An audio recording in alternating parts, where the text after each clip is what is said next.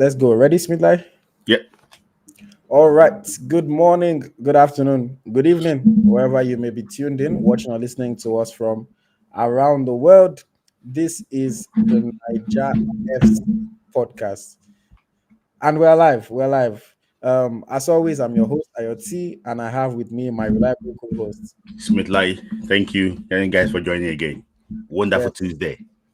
thank you very much. Our Tuesday special. Before we get into it, if you are watching this, you guys can see that I have this big pimple on my forehead. So please just ignore it. Just ignore it. Try not to pay attention to that. I don't know what happened to me. I had Gary and granite yesterday, and if I just chop granite like this, the next day I'll have one or two pimples. I don't know why. So please just ignore that. But it's spoiling my fine boy a little bit. Um, Shout out to everyone for joining. Another fantastic Tuesday, another fantastic week of football has passed.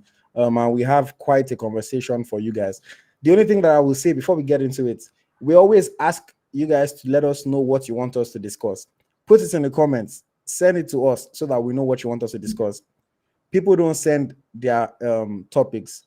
Then on the day when we're now talking, people will now start saying, "Oh, what of this? What of this? What of that? What of that?" So that's my only query to you guys. I love you guys, but let us know what you want us to discuss. Otherwise, we get our topics, we create our structure, and that's what we stick to.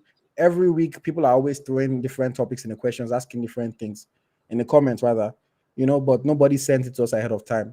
So please, if you have anything in particular that you want to hear us discuss or that you want to ask, make sure you send it to us ahead of time so that we can prepare the overlay, prepare the graphics, prepare everything that needs to be prepared. Um, but yeah, let us get into it. Smith Lai, Yeah. the Premier League, La Liga, Ligue 1, Serie A, all the big leagues kicked off over this past weekend. Except We Bundesliga. saw, except the Bundesliga, they are playing their cup, Yeah. so let's allow them. But the action was plenty. The action was Mhm. plenty. Um, I would ask you this question, what excited you the most in terms of watching the club football come back to life? What excited you the most? For me, what really excites me is seeing Nigerian players come back to action. I find time to watch Ola Aina, Atawa winning Northern Forest. And I also watch my main man, the man from Getafe himself, Uche Santos. I've been a lot of people Don't have been waiting. worry. Save your thoughts because I'm going to ask you about him later. I know that you like Okay. that boy, so I'm going to ask you about him later. Yeah. But yeah, fantastic weekend of action. Honestly, a lot of players were in action. If I tell you guys how many football matches I watch every weekend, you Mm. guys will think I'm lying. Mhm. Everybody that's around me in my personal life, they always like they hate me because weekend when everybody is free, everybody is trying to go out. Now we just plaster for house from morning like this because I live in Canada, so I'm Mhm. waking up at 6:30 a.m. to start watching football. And I'm watching football till about 6, 7. God help me if there's MLS match that weekend. MLS matches are usually like 7 p.m. So I'm literally watching football from like 6:30 a.m. until like 9, 10 p.m. at night. It's crazy. I consume honestly too much football that I'm not even sure it's good for my health. But I like it. I enjoy it because I get to see Nigerian players up close. And that's why sometimes when people start arguing certain things with me, it just annoys me. It just they vex me small because I say I know what I'm talking about. But yeah, very very interesting games. Lots of players in action. Um, if I show you, let me see. I don't know if I can show my notes. If you guys see, whenever I'm watching matches and players perform well, I usually take notes. Write what I thought, how they performed. Mm. And these notes are just the players that I thought did well. And I wanted to take note of them so that I can talk about them later. So many Nigerian players in action, all the way from Vietnam to England to Moldova to everywhere in the world. Fantastic one. But Smith, like, since you already started talking about your boy, I'll ask you about him first. You've been, and full disclosure, guys, I'll say this: I haven't watched this boy a lot. Mhm. I didn't watch him last season because he was playing in the third division in Spain. As Mhm. much football as I watch, he never reached to the watch third division in Spain. So I didn't watch the boy last season. But obviously, since people started talking about him, since he signed for Getafe, I said, of course, I'll watch. And I watched his debut, full 90 minutes of his debut. I'm talking about Chrysanthus Uche. Chrysanthus Uche. Smith Layi, this boy, a midfielder, but all of a sudden, we saw that they started trying him out as a striker in preseason for about 2 or 3 of their preseason matches. Mm-hmm. And then he makes his debut for Getafe, Mm-hmm. playing as a number 9. Mm-hmm. And then he happens to score a goal, the Mm-hmm. equalizing goal for Getafe in their game against Athletic Club. What are your thoughts on Crisanto Suchi, and what did you think of his debut? I remember talking about this boy, my story, and people say, "Come on, he's too early, he's too early." I said, "I know what I'm talking about." He's a guy that is just waiting for opportunity. You give it the opportunity, he's going to actually thrive. It was part of the Nigerian 23 team, but it was not selected. That was when he represented Imo State in National Sports Festival. So he came playing amateur football to the camp in Ibadan then, but he wasn't selected. So he went to Spain, but since then, his career actually kicked off. So it's a guy that I really actually believe in. The coach that discovered him, so that this boy is going to be like, I told you about Rodri. I told you about, I think it spoke about one that player too. No, about the guy from PSG. Is it Fabian? Ruiz. Fabian Ruiz. Yes, Fabian Ruiz. Yes. He said, I told you about Fabian Ruiz. I told you about Rodri. He said that in 3 years' time, you tell me about Uche Chrysanthus. So, and he got a lot of people talking. In fact, Getafe signed him since January, but they announced it towards the end of the season, when in front of open. It's a guy that can play anywhere. He started playing first 9. He started, against Southampton. He's watching him against Southampton. I watched him, I think, second half against maybe Real Betis in their preseason game. He started this, he can play all the midfield. He's so hard on the ball. He scored from that position against Atletico Madrid. So he's a guy that of many talents. So it's a guy that can actually fit into any position from the midfield to up front, anywhere you want to put it. And, as I was watching the game, the commentator was saying that is that what is in this release clause of this boy? He said, because he said that release clause might be worth checking, because if Getafe is not careful, he said this boy is going to be gone in 6 months. And I have to be honest with you, I like those people working with him. Getafe is just a stepping stone for him. If he continues to perform well, I think it's out. Getafe likes their money. They will sell him. Yeah. I mean, the boy is a physical specimen. He's big, he's strong, he works hard. It's funny because I was watching that game, and in the beginning of the game, you could see him running, trying hard. And some people were hitting him, he was getting roughed up. I remember there's one picture of him where he's just on the floor, he's just sitting down, and I was thinking that is this La Liga going to be too difficult for him because of the way he was looking? But as the game grew on, he started getting more and more into the game. He started being able to play his game more. And I realized that, okay, it was just the early, nerves of making your debut playing in La Liga. It's only normal that he would have been nervous in the beginning. And he started imposing himself on the game. And then eventually, scoring a very well taken header. Physical specimen, was probably one of the biggest, if not the biggest player on the field. I'm fantastic. And I remember I also laughed when the commentator said that thing. Said, "Oh, this guy is release close." That some clubs might be checking how much it is, because if he keeps doing like this, he could be the subject of interest. But Smith-Layi, I want to ask you, as somebody that has been a fan of him, people like us, we're just getting on his bandwagon now. But you have been on this bandwagon, driving itself, in fact, before. You've been on the bandwagon for him as a midfielder. But now they played him in his debut as a striker. Do you want him to continue being a striker, or do you think it will be better for him to switch back to midfield? And do you think that's where he will shine the most? I think his future lies in the midfield.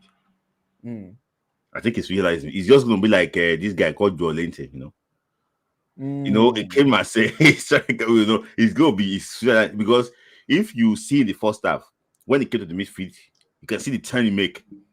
He was trying to turn from one Bilbao player. If you see that sharp turn, this guy is built for this position.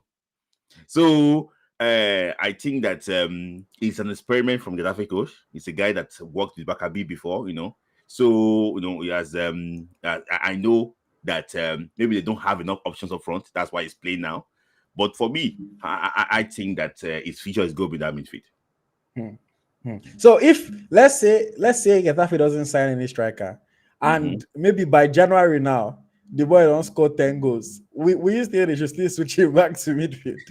It's going to be hard to do that, but I just think that I see him as a false nine or attacking box to box midfielder. The guy is very strong in tackles. That's why defenders were very scared.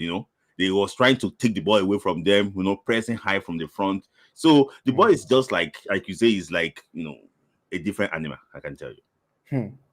Amazing. I mean, big praise for Cristiano Uche. And I guess I'll ask you this question, and I know it's very early into his career, one game in La Liga, but let's project into the future. Where can this boy get to? Do you see him as a future Super Eagles player? Do you see him as maybe one of the best players in Africa? Do you see him as one of the best players in the world? How good do you think this boy can become? The good thing about the boy is that he's starting at a very early age. He's starting from a very early age. So I think he's 21 now. If you look at his projection, in 2 years, he went from amateur football to La Liga. So I believe that that is not a ceiling. I believe that he's a guy that can surpass Thomas Partey. Yes. Thomas Partey, Thomas Partey, when he was in Atletico de Madrid, he was rated as one of the top defensive midfielders in the world. Yeah. I just think that the guy is going to reach that level and slightly beat it. That's it. If he does that, I mean, that would be big for him. And I mean, if he gets to a stage that he's better than Thomas Partey, then of course he'll be playing for the Super Eagles. Yeah, because that's okay. I don't want to go into that, but no, talk. No, because when you say that Thomas Partey, because if you look at if he could be playing La Liga, playing very well, in La Liga, maybe for example, in 6 months he was consistent, playing well. I don't think that they will select Alassane Yusuf ahead of him. Just to be fair. I don't want to go into the Yusuf matter again, but I just think that. But I mean, if he's playing as a striker, though, let's say he plays from now till October. Now they play him as a striker. Can they now go and select him as a midfielder for Super Eagles? The issue is if you get a striker and he probably score like 10 goals, like you say, there's no way you can actually ignore him. So national team. He's playing La Liga. He's playing La Liga. That is it. He's playing La Liga and he's playing well. Okay. Let us see. I have one comment here. Someone says someone that should have made the September list. I don't know why we don't cap him coming early. I mean, just one match where he don't play. It's too early for him now. It's too early. Let him play. Allow players grow. He will get there if he keeps on performing like this. But I think to say he should play in the Super Eagles because of one good match, is a bit of a stretch, But of course, you can hear Smith Layi. Smith Layi really believes in the boy. I'm still watching closely. I did not watch him in third division. I've only watched one match. What I saw in that first match, I like, but I know some players we don't deceive me before. So I'm going to keep on paying attention to the boy, and hopefully, he can keep on performing at a very high level and rise to the top of his game. Okay, so let us move on to the next topic that we have in our conversation.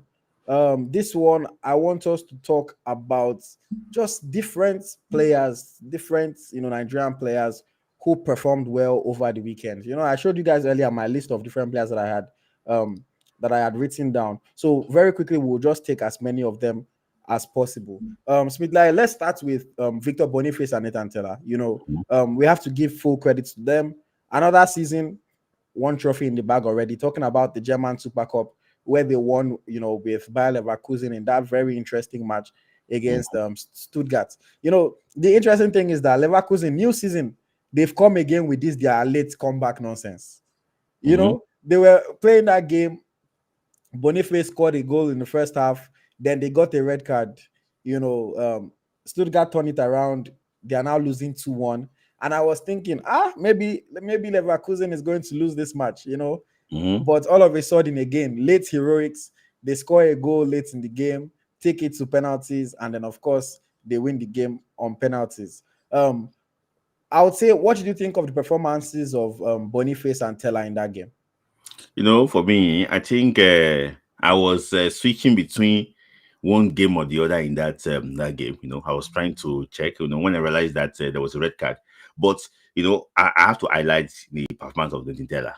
I think that precision he had with Bayer Leverkusen is growing to the team now.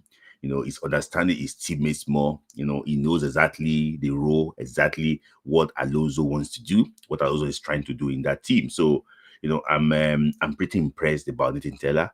And unfortunately, Boniface had to sacrifice, when they actually got that red card. He also scored a goal. So it's good to see these guys back, with trophy again. I don't know how many career trophy that Boniface already had. I don't know. I think too last season. I don't know, maybe he won the league with Bodo Glimt. I don't know, maybe Yes, he won in Bodo. He won in Bodo. he won the Bodo Glimt. So you can see his collection already. So, Amaka's friend, I'll call him friend now, he's doing well. So, I'm really impressed with Tella, how did I actually what did. I just hope that he can get more opportunity in this. And you mentioned about the late thing, like I went to go and get something before I came back. They already equalized. It's what I was expecting. That when you watch a team to a stage that you're expecting them to do the normal.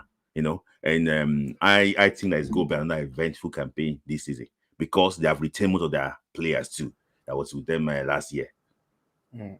Okay, Yeah. okay. And then let's move on to Fisayo Dele-Bashiru.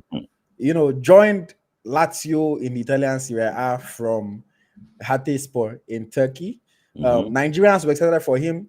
The Lazio fans were not so excited when it first happened. They ended up giving him the number 7 jersey. So I think the club showed a lot of trust in him. Hey, take this number 7. We think that you can be somebody that will do well for us. And then he made his debut this past weekend. I watched the game. Another game that I watched this weekend. I watched the full game. Fantastic display of football from Lazio in general, and also from Fisayo Dele-Bashiru. Held the ball well, drag the ball, forward into the attack, try Mm-hmm. to create opportunities for his teammates. He was unlucky not to get an assist in that game. Mm-hmm. Was involved in a couple of the goals, very strong in his duels. Even the commentators were giving him high praise during the game while he was playing. I think this boy is going to be a force in the Italian Serie A. I see it. One of the things that really impressed me about him last season was the number of goals and assists that he was able to get. For me, it's one thing if a player can score goals. Mm-hmm. It's another thing if a player can get assists. Mm-hmm. But when you find a player that can do both to a high level, then that kind of player is worth watching. And Yeah. that's the kind of player that Fisayo Dele-Bashiru is. He didn't score, he didn't get an assist, but his performance was very, very, very good. I Mm-hmm. give a lot of credit to him. Fantastic, fantastic display. But Smith Layi, what did you think of Fisayo Dele-Bashiru on his debut? For me, I had to wait. Immediately, I actually immediately I saw the lineup. I was so impressed that I was so impressed, that it's going to actually be starting. And one thing I actually would like about him is that he grabbed the opportunity. I saw the way he drives the ball in the midfield. I saw the way, he carry his teammates along. I saw the way, he kept on actually moving the ball in the midfield, trying to dictate the play. Fantastic, what's it called performance from him. And one thing that also impressed me mostly is that the coach did not remove him throughout. So he played 90 minutes, despite the Yati, they actually moved them towards the end of the game, but it was there. That shows that despite being a new player, he's going to be an integral member of that team this season. I don't know, maybe Lazio qualify for the Europa League or Conference League. I'm not really sure. But if they qualify for any of those leagues, I think it's going to be a very long season too for him. And I think that he's someone that we have to watch out for. I was really impressed with him, and I think that that attacking midfield box to box role that he's playing, I think will actually what benefits Nigeria, not only Lazio but Nigeria. I think the coach also wants him to tackle more. I don't know, so he Mm, wants him to actually what tackle more. You know, if he can actually what work on that, I think it's gonna be a complete midfielder. Lazio might be a stepping stone too for him. mm. Yeah, and Lazio are in the Europa League this season, Yes. so we should be seeing him. We should be seeing him playing for, or playing in the Europa League later this season. Okay, so fantastic, fantastic one. I know somebody. I don't know if I want to talk about him because we've spoken about him in the past weeks, but people were asking about Ebenezer Akinsomiro. If you haven't seen it, I posted his highlights on our Twitter, our X page. A fantastic display from him. Another boy that I believe he has a lot of talent, but I'm watching him closely. I'm watching his games. Now that he's playing professional football, I want to see how he develops. I want to see how he keeps on growing. But he looks like the future. He does look like the future. The only thing that I would say is that Nigerians need to calm down a little bit. I know that after I posted that video, I started seeing some people saying, "Oh, Iwobi can't do this. This person can't do that," and I'm like, "Guys, calm down, calm down." As good as Ebenezer Akinsomiro is, we have to understand that there's level and then there's level. At the moment he's still playing Italian Serie B. I have so much confidence that if you put Iwobi in the Italian Serie B, he would also be a world beater there. It does not mean that I'm saying Akinsomiro is not that good. No, but give him time, let him grow. Don't just start saying, "Oh, this other player," because you've watched him in Premier League, you've watched him for Super Eagles, and you maybe did not like how the player performed. There's levels and there's levels. I think Akinsomiro is currently coming up the ranks. Let us see how he can be consistent with these performances in the Serie B. Hopefully next season we'll watch him in the Serie A. And then we'll see how high his ceiling is. But yeah, I don't want us to get too into that just because of time. Some other players that performed well around the globe. Funsho Bamboye did well for Hatayspor in Turkey, created 3 chances, won 9 duels. Yusuf Bamidele plays in Slovakia, scored 2 goals for his club, Vojvodina. Moses David Kobnan plays for Krasnodar in Russia, scored 2 goals for his club as well. Ridwan Sanusi, another young player, plays for Podvezova. I don't know how they pronounce that club, but he plays for Podvezova in Slovakia, and he got 1 goal, 1 assist. It was a good display. Francisca Odega for the Super Falcons, she scored 2 goals for her club CSKA Moscow in Russia. Um, Olawale Olawale Farayola had 2 assists for FC Van in Armenia. Justice Ohajunwa, who we gave the Eagle Striker Star of the Week, he scored 4 goals for Zimbru in Moldova. A lot of people were saying, "Oh, why not somebody else?" I understand that Moldova is not the toughest league in the world. We always like to look at the league, but we also like to look at the individual performances as well. Because if we only focus on the top leagues, how do the players in these lower leagues then get visibility? So we like to try to strike a balance there. And if a player scores 4 goals, just you have to kind of give the player the credit. 4 goals, even in amateur league. Some of us, if you go out of your house and go and play football with your guys, you're not going to score 4 goals. So scoring 4 goals anyway is not an easy feat. So shout out to him, Justice Ohas Junwa. Cyril Dessers continues to shut up the doubters. Just when you think, "Oh, Dessers is not that good," then he comes and he does something good. 1 goal, 1 assist off the bench for Rangers. Good performance by Cyril Dessers. Tolu Arokodare, a player that has been subject of interest from clubs here and there. I was hearing that he's asking for some serious wages. I don't know if he's worth those wages yet, with all due respect to him, but he's doing well for KRC Genk. He scored 2 goals for them in their 4-3 win. Scored the winner. So good performance. Another young player. I think this is a player that I've been watching for a couple weeks now. Man, I don't want to get ahead of myself, but I think he's somebody that maybe people should pay attention to because his rise might be quicker than you think. His rise might be quicker than you think. Daniel Job. Daniel Job. He plays in Norway for Sarpsborg OS. If you don't know him, write his name down. Try to watch his games. Sarpsborg OS. He plays in Norway. 9 goals in 14 matches this season. So it's somebody that his rise might be quicker than people think. So that when he comes out, it's not like he's just coming out of nowhere. 9 games in 14 matches in the league, 10 games in 10 goals in 20 matches in all competitions. So Daniel Job, I think people should watch out for him. He might have a good rise. Peter Olayinka scored 2 goals for Red Star Belgrade in Serbia.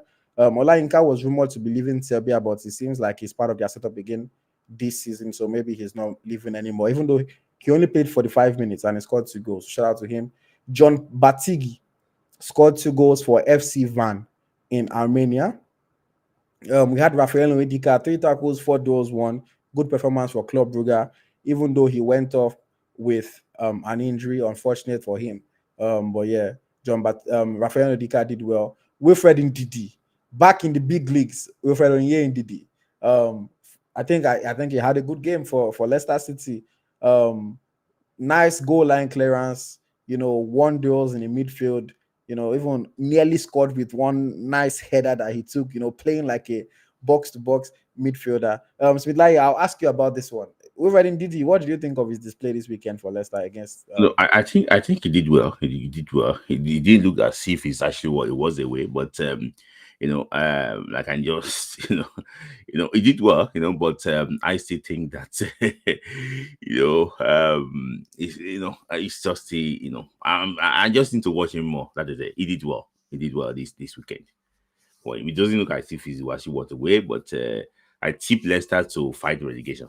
So it might be have to do a lot of job, this time around, trying to keep oppositions, out of their box. Yeah. Okay. Adetunji Adesina for Novi Patsa had a good midfield performance. 8 goals, 3 tackles, 2 interceptions. I think I already mentioned, or did I mention David Moses? Cobnan also had a good performance. David Moses, sorry, not Cobnan, had a good performance in midfield for MFK Carvina. Tom Dele-Bashiru, the brother of Isayo, also was good in the midfield for Watford. 9 goals, 2 chances created. Those two seem like they're a good brother combo. Maybe one day we'll see them play together for the Super Eagles. Who knows? And then Joe Aribo, back in the big time as well, playing for Southampton against Newcastle, created 2 chances, 1 tackles in the midfield, 1 is draws. I thought he had a good performance. I know I posted his highlights as well on social media. People were happy about it, but one of our guys on that usually comes on our program said, "Oh, this is not even close to his best." I said, "Okay, it means that people have high standards for Joe Aribo." But I was happy to see him play well. I think if he keeps on performing like this, he will find his way back into the Super Eagles setup, and if he can perform like this for Nigeria as well, I think people will be impressed with him. Smith, did you watch that game, Southampton against Newcastle? Yeah, I saw him, but for me too, like others who actually would say, I wouldn't say I was that impressed. Aribo was just Aribo. There was nothing actually was spectacular. I think he played further off the pitch. So it was a very tough game against Newcastle. I won't tell you, it's not a very easy place to go. So, I don't expect more than what I saw. But this is just the first game in the Premier League back. I would expect it to be tough for them. But I think when probably the next home game for them will be better. At least now there's a colleague, he's having a colleague now, Leslie Ugechuku. So, so I think, but I was not really impressed, but I don't really expect much to against Newcastle. It's a tough, very tough away game. No team, only Man City can go to Newcastle and go and do them anyhow, but not Southampton. That they are meant to actually lose that game. I'll say me honestly, I was impressed. I can't even lie, I was impressed. I thought he had a good game. He should have gotten an assist, if not that their player decided to miss. Well, I won't say it was a good block on the line, but if he had got an assist, a lot of people these days they look at statistics. So did you score? Did you assist? And then they think, oh, that's good or that's bad. And he should have got an assist if only it was finished well. Their goal that was disallowed, he created it. Unfortunately, the goal he didn't get the assist, but he created the opportunity. The goal got disallowed. So he had good moments in the game. I just think Southampton, like you said, are not a very good team. So obviously, they're never going to go and dominate matches. Maybe 5 matches in the whole season that they might really, really dominate. The rest of them, they are going to be fighting hard. Playing against a 10-man Newcastle, you would have expected them to be able to do better. But I honestly thought he did really well. Even seeing the effort, making tackles, I was personally, I was impressed. Can he do better? For sure. but I was impressed, especially considering that the last time we saw him in the Prem, it was just a passenger. It didn't look like he fits in, but I think now he's going to be a key part of Southampton's mission to stay in the league.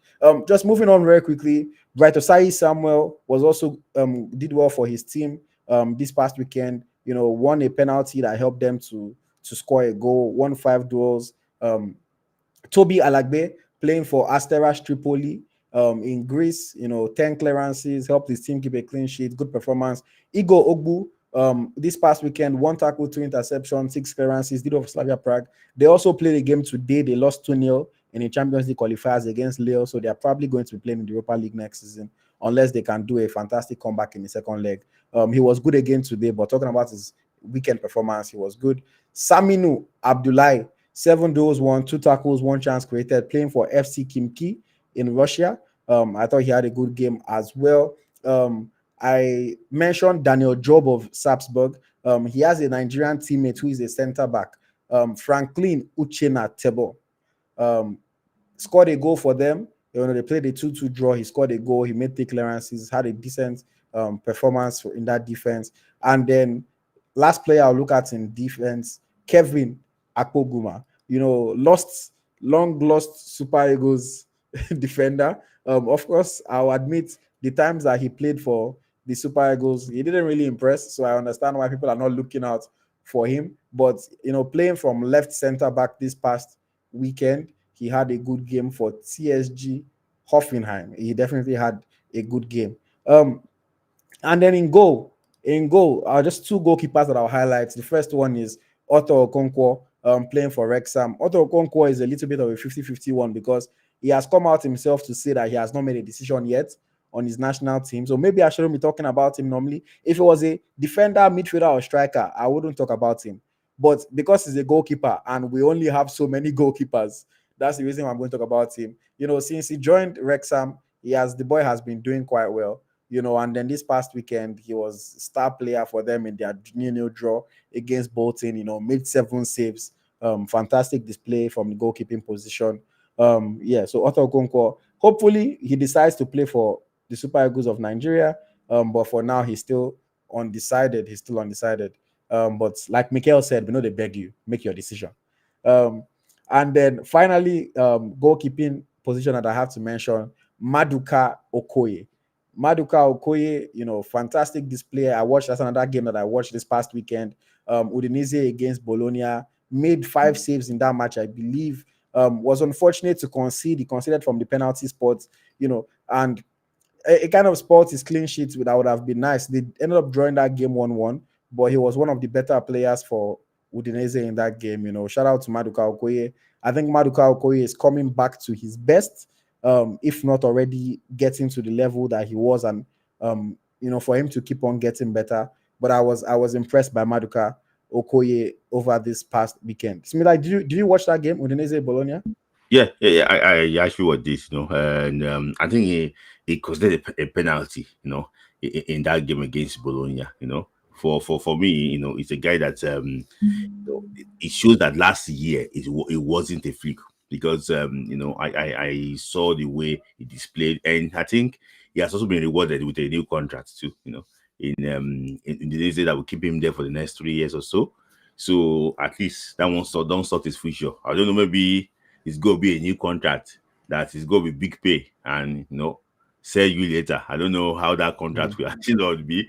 So, but I just think that the new contract shows that they believe in him, and we can also see that I won't lie to you, he's the undisputed first choice for the Super Eagles of Nigeria. I don't know why a lot of people still argue about that. But for me, I was so impressed. Playing against Bologna that was going to play the Champions League this year, and away from home too. That's fantastic.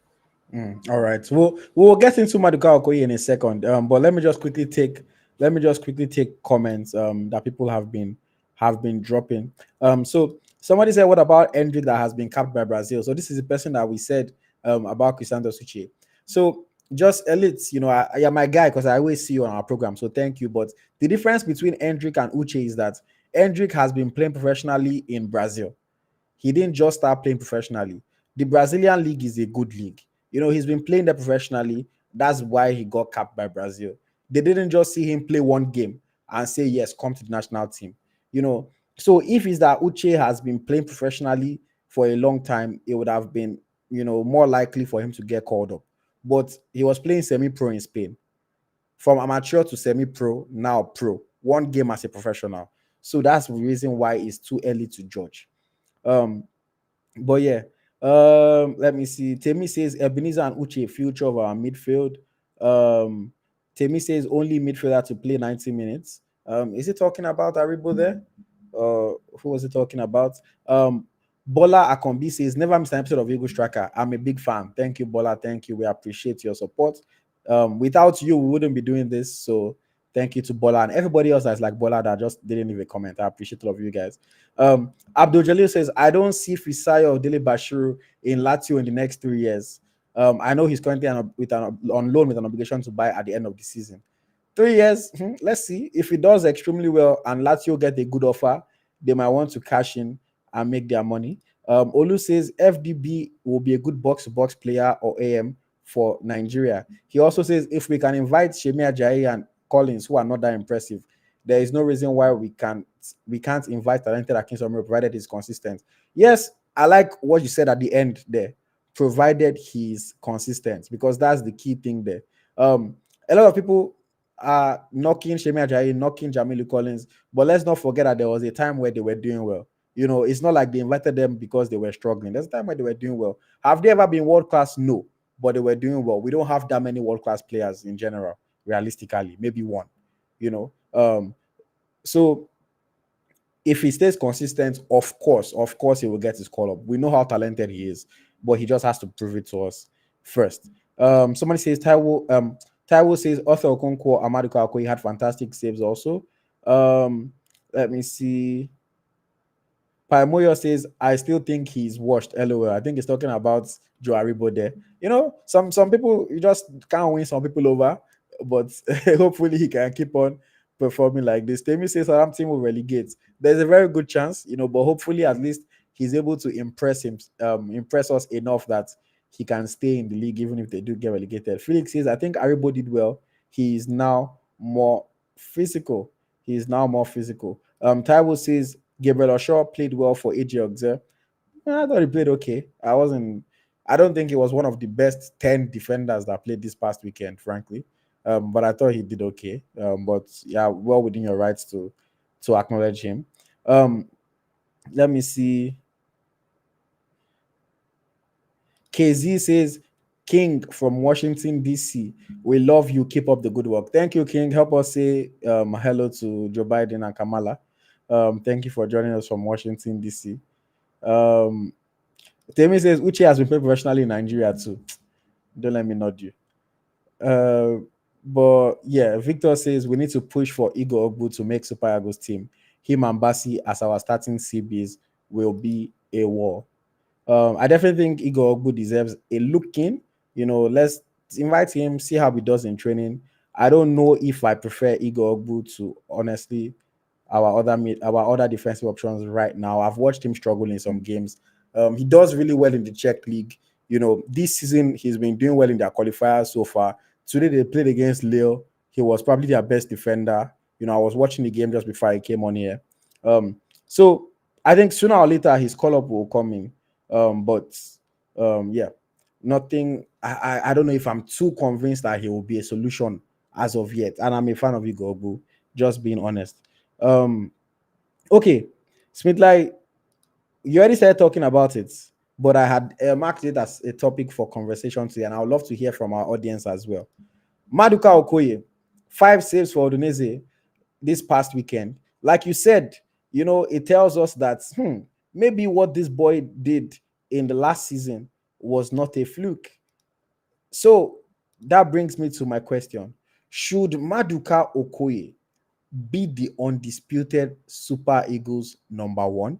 We saw what Nwabali did last season. We saw what Nwabali did at the Afcon. But Nwabali is playing for Chippa United. Maduka Okoye is playing for Udinese. And Maduka Okoye is balling.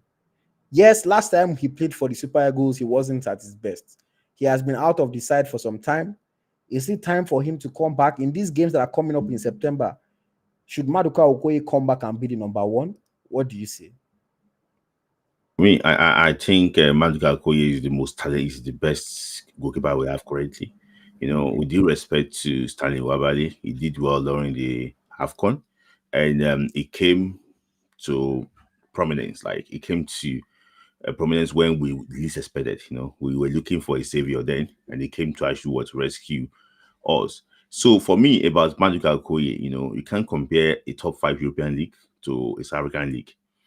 And you mentioned Afcon. What about Maduka Okoye under Finidi George? So sorry. What about Stanley Wabali under Finidi George? What about Stanley Wabali under Finidi George in the two qualifiers? In the two games he actually was played against Africa and against Benin Republic, against Mali. So we have to look at it too and realize that how many shots the Stanley Wabali faced during the Afcon. We're playing a three-man defense. How many shots did he face? So look at it very well and realize that he did very well for Nigeria, but I just think that it needs to be challenged in that number one. And for me, I think that if there's a unbiased like level playing ground, I think that Maduka Okoye will be the first choice. I think there's more to Maduka Okoye's game than Stanley Nwabali. I've said it in the past. I've said it in the past that Maduka Okoye is the most talented goalkeeper we have. I said this thing when he was struggling. People started coming at me that, oh, you don't know what you're talking about. But I said I watch this boy play. I watch his games. I see what he does. I see the ability that he has. And for me, I think for these games coming up in September, I think I would give the starting shirts to Maduka Okoye. Not because we should do away with Stanley Wabali, but because Maduka Okoye has been performing at a really high level over the last few months. Last season, coming into this season as well. Chippa United have also not kicked off their season yet. So Nwabali has not been active so far. We have a game coming up in what is it now? Is it 20 something days now? Or thereabouts? 18 days. So for me, I will give Maduka Okoye the starting shirt. I believe that long term, Maduka Okoye is the solution to our goalkeeping in the long term. Even if you don't think it's the solution, it's the one that will be there. Nwabali is 28 years old. I don't want to say, but wink, wink. Nwabali is 28 years old. So how much longer can he keep this up? Maduka Okoye is 24. Maduka Okoye is going to be playing football for another 10 years at the very least. So I think he's the long-term solution. He's doing really well right now. He's active while the other goalkeeper is not yet active this season. So let him take the jersey for these games coming up. You mentioned the games that Nwabali played against Benin and against South Africa. I think Nwabali was very good against South Africa. I think was very good against South Africa. Made 3 good saves in that game. But against Benin Republic, maybe not as good. But against South Africa, I thought he was good, But for me, I believe so much in the ability of Maduka Okoye. I believe that Maduka Okoye is the future of our goalkeeping. I think that people were quick to lose faith in him. I think people were very quick to lose faith in him. And I think that it is time for him to get another chance. I honestly do think so. I see that there are a lot of comments about this. So let me just see what people are saying in the comments. So Temi says, no, let Nwabali continue. Forget club side for now. Build around Nwabali. There's no club or country that builds around a goalkeeper. your goalkeeper can only do so much for you. So I don't know what exactly you mean. But again, if you don't reward somebody's good performances with an opportunity, then when do you now want to reward him? Is it when Nwabali is back in his club and is playing well, you now say, we'll give Maduka Okoye a chance? Or you'd never want Maduka to play unless Nwabali is injured? You say, is Maduka in? Goalkeeper, there's no easing in a goalkeeper. Yeah, they're not an outfield player. They don't need some kind of chemistry with the rest of the team, things like that. Tosin says, Onana is playing in Manchester United and couldn't get number 1 shirt at the last Afcon. So, Onana for Cameroon, I love when people make examples like this because we all know that Onana's issue was more than just how good he is. or how good the other goalkeeper was. He has issues with the federation. He decided that he wants to, Man U was more important, so he stayed with his club for a long time, arrived like one day before their first match, and they wanted to play. It wasn't about, ability. And even self, it's not like Onana was balling like that for Man U. It's not like he was on fire for Man U. So I think that's a false equivalence. Felix says Maduka is Nigeria's best goalkeeper. Temi says stop relying on league. Onana can't start for Cameroon. Again, it's not just about the league, it's about the performance in the league. So it's not just about, nobody is saying call him because he's in Syria A. No, if not, we would have been saying to call him for Afcon. We're saying call him because he is playing extremely well in the Syria A, which is a lot tougher than where Nwabali is playing. That's just the reality. But Victor says, I think Nwabali should continue. He took his chance and asserted dominance. To me, he hasn't done anything to lose the sport as of yet. Yes, Nwabali definitely has not done anything to lose the sport. But again, my point is that the game that's coming up in September, Okoye has been on fire for the last like 5-6 months. Nwabali season has never even started. So give Maduka Okoye a chance. If he doesn't impress, hey, Nwabali comes and takes the shirt again. But that's kind of what I'm saying.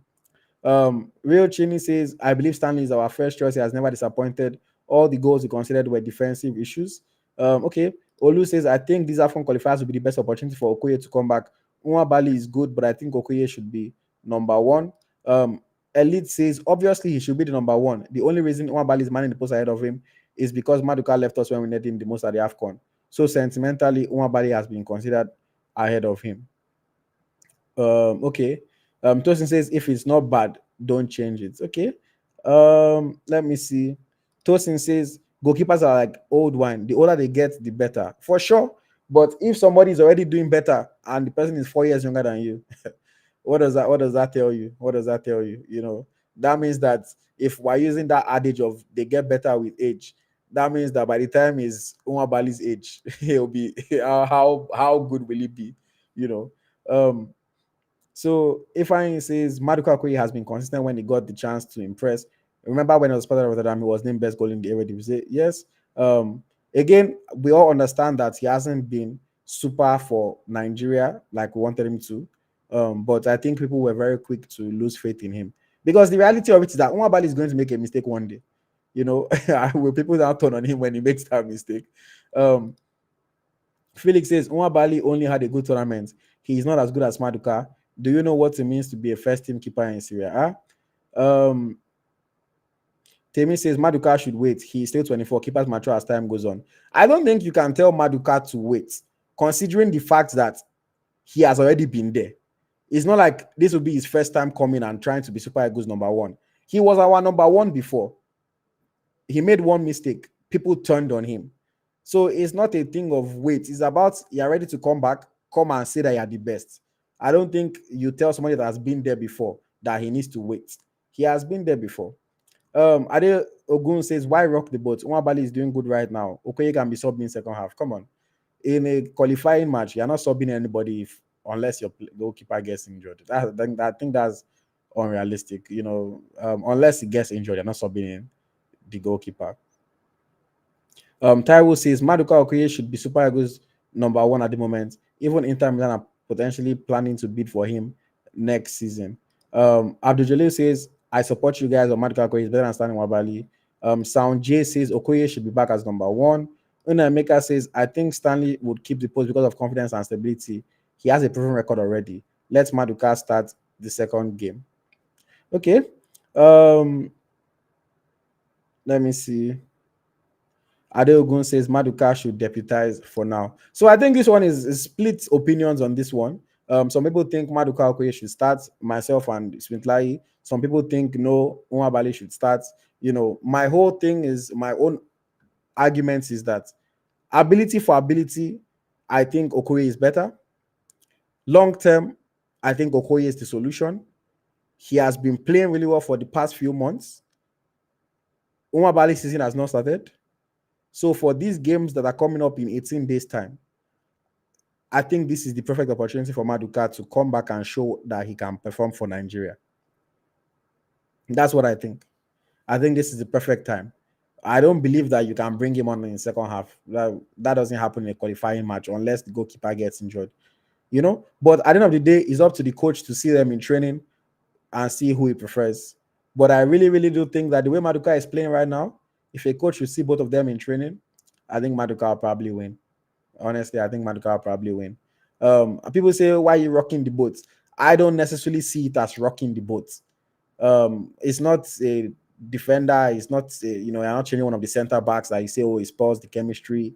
You're not changing one of the attackers, one of the midfielders. It's the goalkeeping position. It's probably the position that you can make a change like that without it. Didn't they rock the boat when they brought in Nwabali before Afcon? You know, it's not like Nwabali was there before. He came for the Afcon. He did well. You know, so I don't really think that Maduka being the goalkeeper for these games, or maybe even one of the two games, I don't see it as rocking the boat. Thankfully, that's one of the luxuries that you have with the goalkeeping position. But definitely 50-50 on this one. I understand people that say that they want to Nwabali there. I completely understand it. And then I understand people like myself that want Maduka Okoye to be there. Ultimately, the decision is going to be made by the coach. The decision is going to be made by the coach. Okay, let us move on very, very quickly. Smith Lai, you are our local Fabrizio Romano, you are our transfer expert. So let's talk about one Nigerian player, one Super Eagles player who has been in the news recently because he has apparently handed in a transfer request. He has said, thank you for everything that you've provided for me, but I think it is time for me to move on. I've won player of the year for you guys 2 years in a row. Oh, yeah, I don't do. I want to go on to pastures greener. I'm talking about Super Eagles forward Ademola Lookman.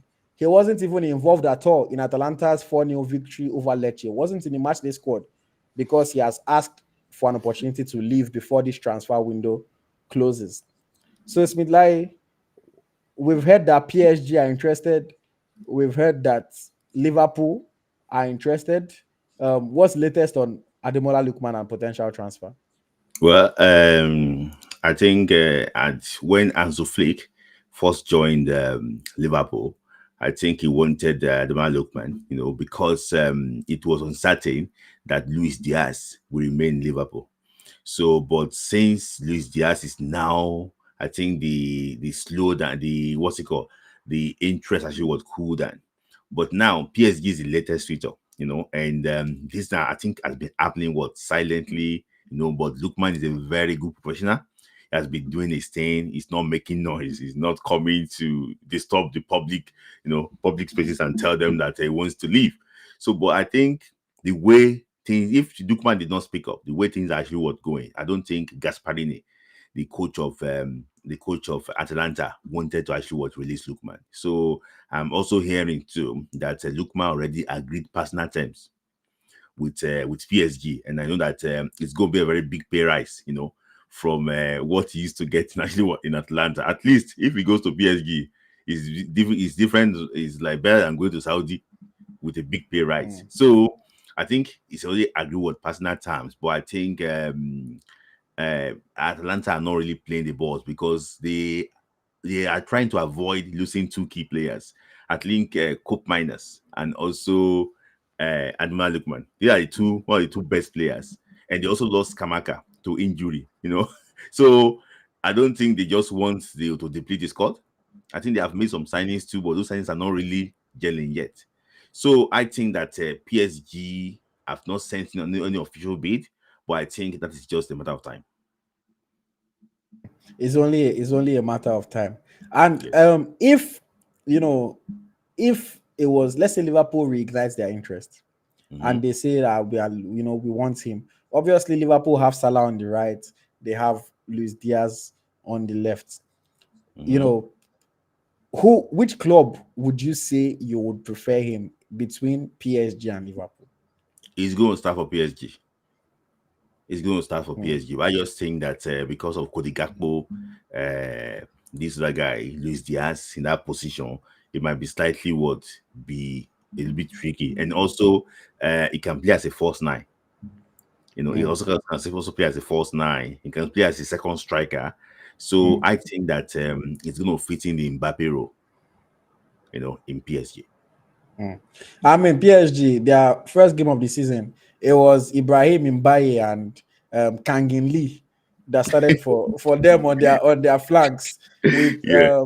with Usman Dembele coming on, in the Uh-huh. match. So, with all due respect to Kangin Lee and to Mbaye, I want to believe that Lookman will come and tell any of them to sit down on the bench. Mm-hmm. Maybe Dembele can be a bit of a competition for him because we know that Dembele has potential. He hasn't lived up to it yet, but he has Mm-hmm. potential. But I also think that PSG will be a more stable situation for him, more guaranteed minutes at PSG. With Liverpool, there will be a lot of And competition. it's You know, semi-final of Champions League, quarterfinals. Exactly, Winning get the to play league. at that high level, guaranteed League One trophy as well. So I would definitely prefer him to go to PSG. I don't think Lookman should be going to Saudi, not yet. Mm-hmm. I think if he can maybe do something greater a little bit in world football this season, ahead, then I can even say Saudi might be an option. He did well last season, won the Europa League with Atalanta, but I don't think he's somebody that is ready to just go and get the big bucks in Saudi quite yet. Mm-hmm. And Mm-hmm. also, whatever Saudi is offering him, I'm pretty sure is not going to be too far from what PSG will offer him. Osimhen was different. Osimhen has been one of the best in the world. Nominated for Ballon d'Or. It was different. So Saudi came with monster offer, but I believe that whatever Saudi will offer Lukman right now will be great, will be more than PSG, but I don't think it will be like I don't think it will be like 50 million a year or anything like that. It will still be within reason. So, and you know that at this level, now I'm talking above my pay grade, but at the level where your money is in the millions, the difference between 12 million and 15 million is negligible. Somebody can afford to drop 3 million, especially if they give you a nice bonus package. Maybe the taxes are different, they give you nice incentives, all these kind of things. They can balance it out for you well enough that 3 million you'll make it back in other ways. Mm-hmm. So that talking about how when you're dealing in the big money, obviously if not 20K versus 100K, hey, that one is a big difference. But at that level of salary, it doesn't make too much of a difference to these players. So I think PSG, let's see how that develops over the next 2 weeks before the window closes. um it's even less than 2 weeks, the next Mm-hmm. 11 days. Yeah. So hopefully things go well for him.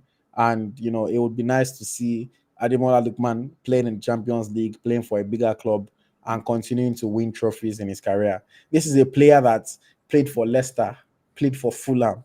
It was Everton. almost Everton. It was almost looking Leipzig. as if it was almost looking as if things are not going to be so good for him. But see, what do Nigerians say? I mean, what do Christians say? God's time is the best. Mm-hmm. When God is ready for, I see, that's why I always tell fans, everybody runs a different race. Mm-hmm. Everybody, sometimes they'll be saying, look at this player. I was his teammate in under 20. He's already playing in this one. This other one has not reached there yet.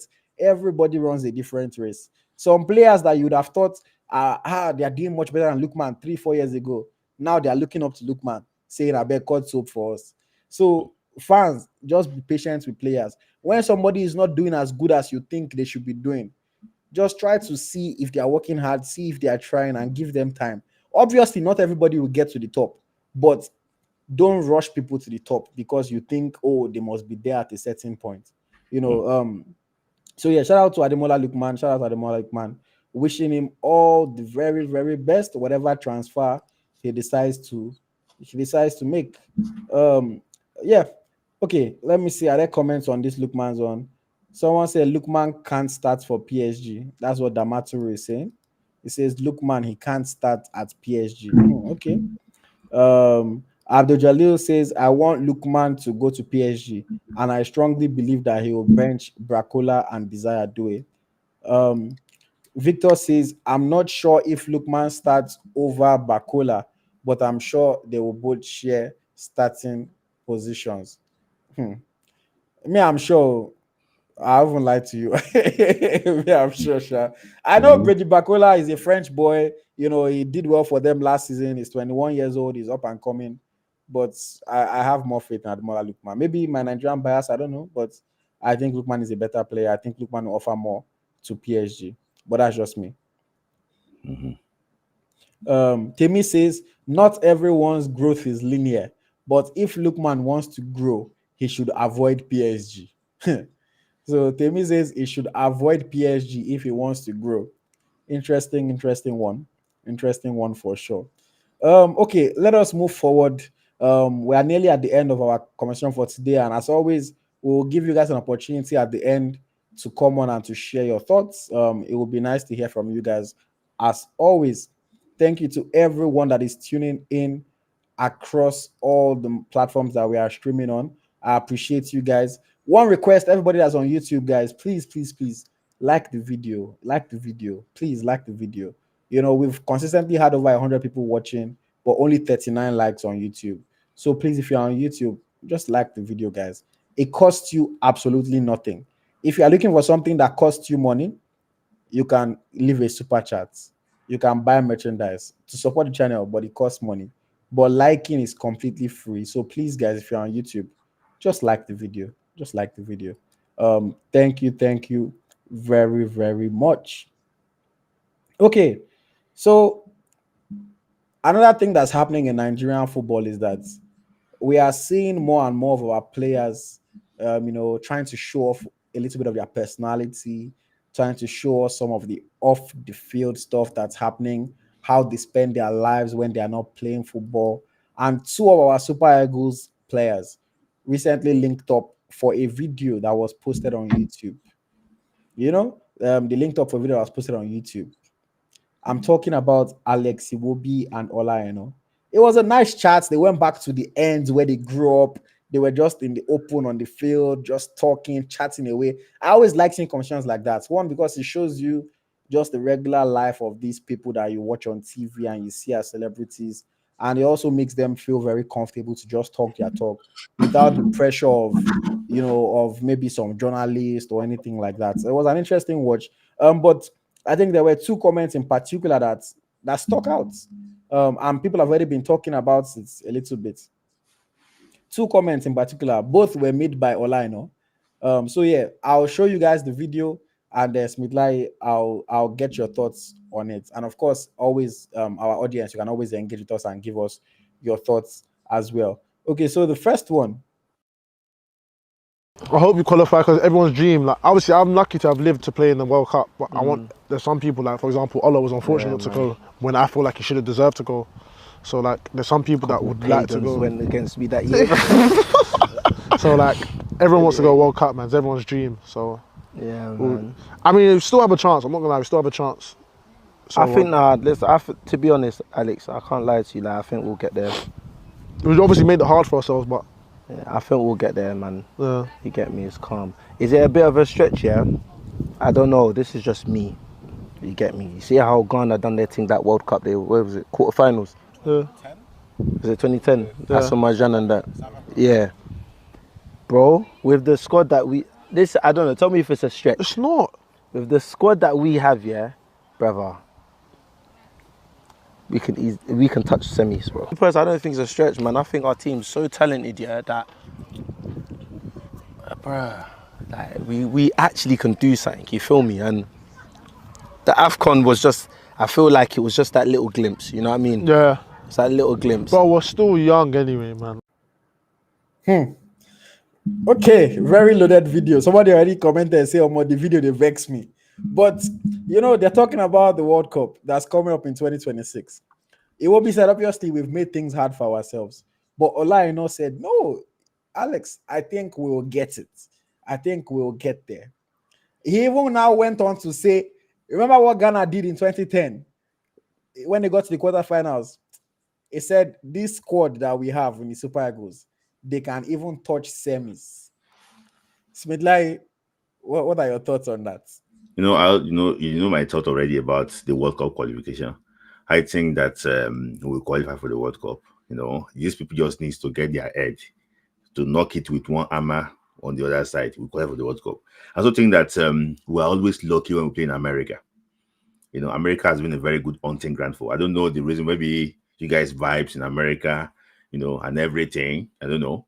But America has been a very good hunting ground for. I think that our best World Cup to date was in the USA, and also we won the Olympic gold too in the USA. So semifinals might be, but what I see is that I looked at all the national team in this world.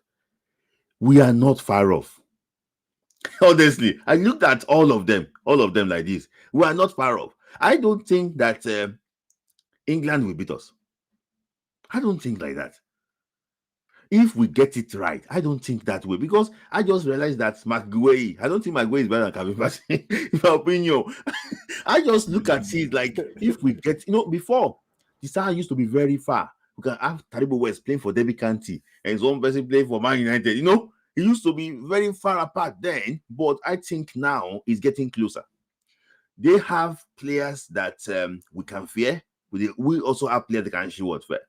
So, in my opinion, I think that we should not be qualifying for the World Cup as passengers any longer. We should be going there to do it. And I actually would agree with Ola Aina. I don't think Ola Aina has kicked a ball for Nigeria in this World Cup qualifier. So, I don't know. I don't think he has kicked a ball. I think that with Ola Aina, because the last two games against Africa and Benin Republic, I don't think it was there. I'm not sure. Maybe it was because I saw Yamilu Collins play that side in against Zimbabwe. So I don't think he was there too. So I just think that if Osimhen has not kicked the ball for us in the World Cup qualifier, I just think that if you bring the big guns with a good coach that knows exactly what he's doing, we'll qualify for the World Cup. We're going to do well.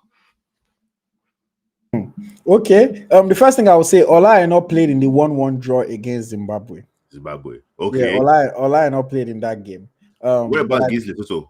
Against Lesotho was Jamilu Collins. Jamilu Collins, okay. It was Collins on the left and Osayi Samuel on the other side. Yeah. But I find it very interesting.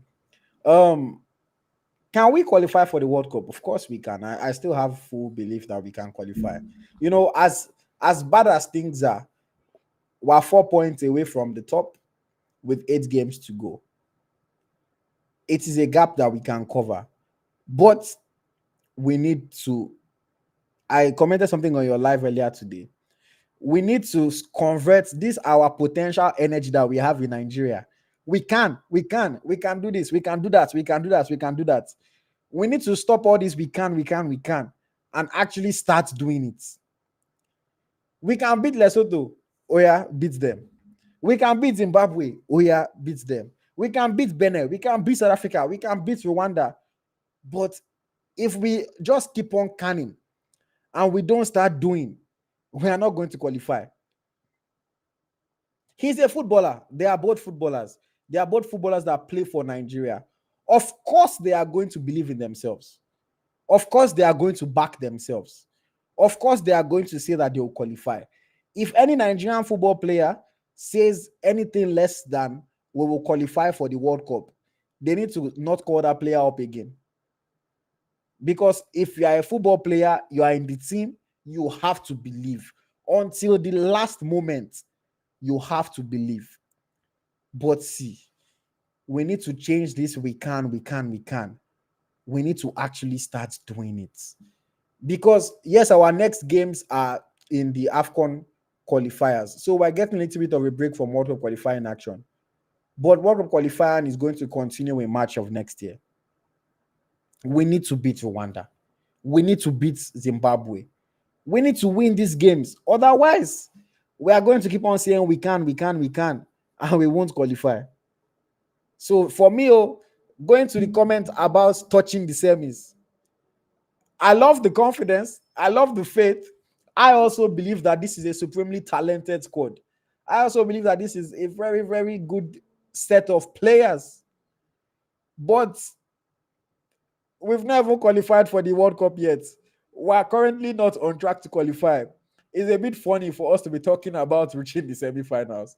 Honestly, currently we're playing a potential game, but we need to actually start proving ourselves on the field. We need to actually start getting results. He said Afcon was just a glimpse of what we can do. We got to the final of the Afcon, we lost. I agree, the Afcon was good. But after the Afcon, we didn't continue on that same momentum. We need to turn this potential into reality. We need to back it up on the field because everybody is looking at Nigeria. They know how strong our squad is. We have Osimhen, we have Lookman, Iwobi, Aina, Boniface, everybody, Basi, Osai, but they still believe they can beat us. They still believe that they can get positive results against us. And if we don't prove them wrong on the field and prove ourselves right, I think is a bit laughable for us to be talking about getting into the semis of the World Cup. Let's even first qualify, then we'll talk about how far we can go. We have the potential to do very well at the World Cup, I agree. Potential. But until we turn it into action, until we turn it into results, potential accounts for nothing. Potential accounts for nothing. That's just the reality. But yeah, let's move on from that one very quickly so that we'll take the other comments that I highlighted. I'll play the video for you guys, and let me know what you think. This one is Ola Aina talking about the Afcon 2023 final. Here it is. It's true. He was injured beforehand. It's true. Oh yeah. Guys are saying you got roasted. It's true. Guys are saying you got roasted. Let me set the record straight. This one, yeah? Bro, there was a few men that were injured. He was one of them, bro. He was playing. Hamstring. What? I was playing with with no them. hamstring, bro. Let me set this record straight, yeah? Whatever, I'll give it to my man that whatever done his thing and that. Assist, goal, whatever. Yeah. It's a ball, innit? I think it's a ball. Yeah, it's good stuff. Was it? Yeah. He's a ball, innit? Like, give it to him, innit? Man was playing on one leg. You think I'm missing Afcon final? You think I'm missing Afcon final? I even see people they were cussing the coach and that. It wasn't the coach's fault, but he asked me, do you think you can play? Of course I told him I can play. What do you think this is? Afcon final, you know what I mean? I never knew. I don't know if I'm going to make it there again. Yeah, bro, you have to play, bro. I need to play, bro. You played no hamstring. I tried to manage, and you get me, I didn't manage, clearly. So, you, man, allow it, man. Man didn't get cooked, fam. If I got cooked, I'll tell you I got cooked. I didn't get cooked, bro. I was how you say hampered? You get me, man, you get me. I was hampered, fam. Feel me? So Ola Aina was defending himself. Said, I didn't get cooked by Adingra for that, in that Afcon final. And of course, that goal that won the tournament with Sebastian. Let's finish. He said that he was essentially playing that game without a hamstring. He was injured. And the coach asked him if he was able to play. And he said, of course, I said yes. I'm not going to miss the Afcon final. I don't know if I'll ever be here again. Smith Layi, when you hear those comments, do you think playing with an injury, telling the coach that you can play when you're not 100% fit, in the final of Nigeria's first Afcon final in 10 years, is it selfish or is it selfless? What do you think? For me, I think it's selfless. If we came out of that final and we won the final, look, see, imagine he played with injury and he didn't even complain. He puts his body on the line for the country. We won, but because we didn't win the Afcon final, people will think that it's selfish. See, let me tell you something. For the coach to come and ask you that, are you going to play in that final of the Afcon? It's because he's not sure of the options on the bench. And apologies for this thing. I think some people went to that Afcon as passengers. For him to play injured player in the final, that means that the quality we have on the bench is not up to the quality of Ola Aina, which I think you will admit. I don't want to mention the player's name, you admit. So he's trying to think that, okay, Ola Aina, maybe he can still do some magic. So, in my opinion, I don't think that Ola Aina will say, I cannot play. Because he wants to be there. He wants to be part of the party. So, it's now the coach that will decide, maybe okay to play this guy. Ola Aina cannot submit the first 11 list by himself. It's the coach that will put up the list and submit it. So it's the coach that will now look at it. For me, another thing is that I think the medical team too, they are not doing their job. Because at the end of the day, they should be able to give the coach the report that this guy is playing with one leg. Are you sure you want to risk him? So many things, why just think that I won't blame Ola Aina. I think I will blame those that put him there that didn't work out. But if he worked out, I think we're not talking about this. Okay. For me, selfish or selfless, it's hard for me to pick a side. I won't lie. I'm in the middle. I think it is slightly selfish, and I also think that it is slightly selfless. Here's why I say so. The selfish part is exactly what he said in the video. I don't know if I will be here again. He's thinking about himself in that moment. That I'm in the Afcon final. I have a chance to play. I don't know if I will be here again. He didn't say, I don't know if Nigeria will be here again. He said, I don't know if I will be here again. He is thinking about himself. That is why I say it is slightly selfish. Now, don't get me wrong. I know that selfish has a negative connotation to it. But being selfish is not always a bad thing, like the way people make it out to seem. Everybody has a little bit of selfishness in them. If I come and offer you an opportunity and I say, or should I give it to this other person? You're looking out for yourself first. You say, bro, no, let me do it. I can do it.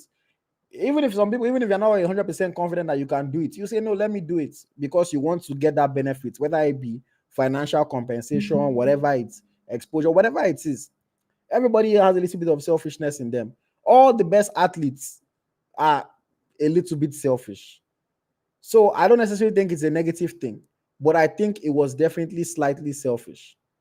Now, why I say I think it was also slightly selfless is because for the coach to obviously know that he's injured, but still come and ask, it means that the coach really, really wants to use him. If the coach felt like he had very easy replacements, the coach is even the one that will come and say, don't worry yourself, this other guy will play. Don't worry, this other person will play. You've done well for us so far in the tournament.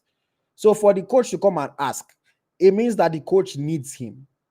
And it was slightly selfless for him to say, I will risk aggravating this injury. I will risk missing time with my club. I will risk being out for a longer time. I will risk missing future matches just to help my country win this one final. That's where it comes to be slightly selfless. He's risking his body, he's risking more injury to help Nigeria out. So, like you mentioned, it is up to the coach to then decide whether or not he gets to play. It is up to the medical team to then decide whether or not they think that he is fit enough to play. So I think it's slightly selfish, slightly selfless. I cannot just pick one side. But all I know, I don't know if you're ever going to watch this. You got cooked, bro. You got cooked. Whether you played with one leg or you played with half leg, we all watched that match. I didn't go and cooked you, bro. I didn't go and cooked you. Telling us that you had only one leg, that's an excuse. That's an excuse. the boy showed you pepper in that match. He dealt with you. He cooked you. Thank you for your service. Thank you for playing in that final for us. You did well throughout the tournament.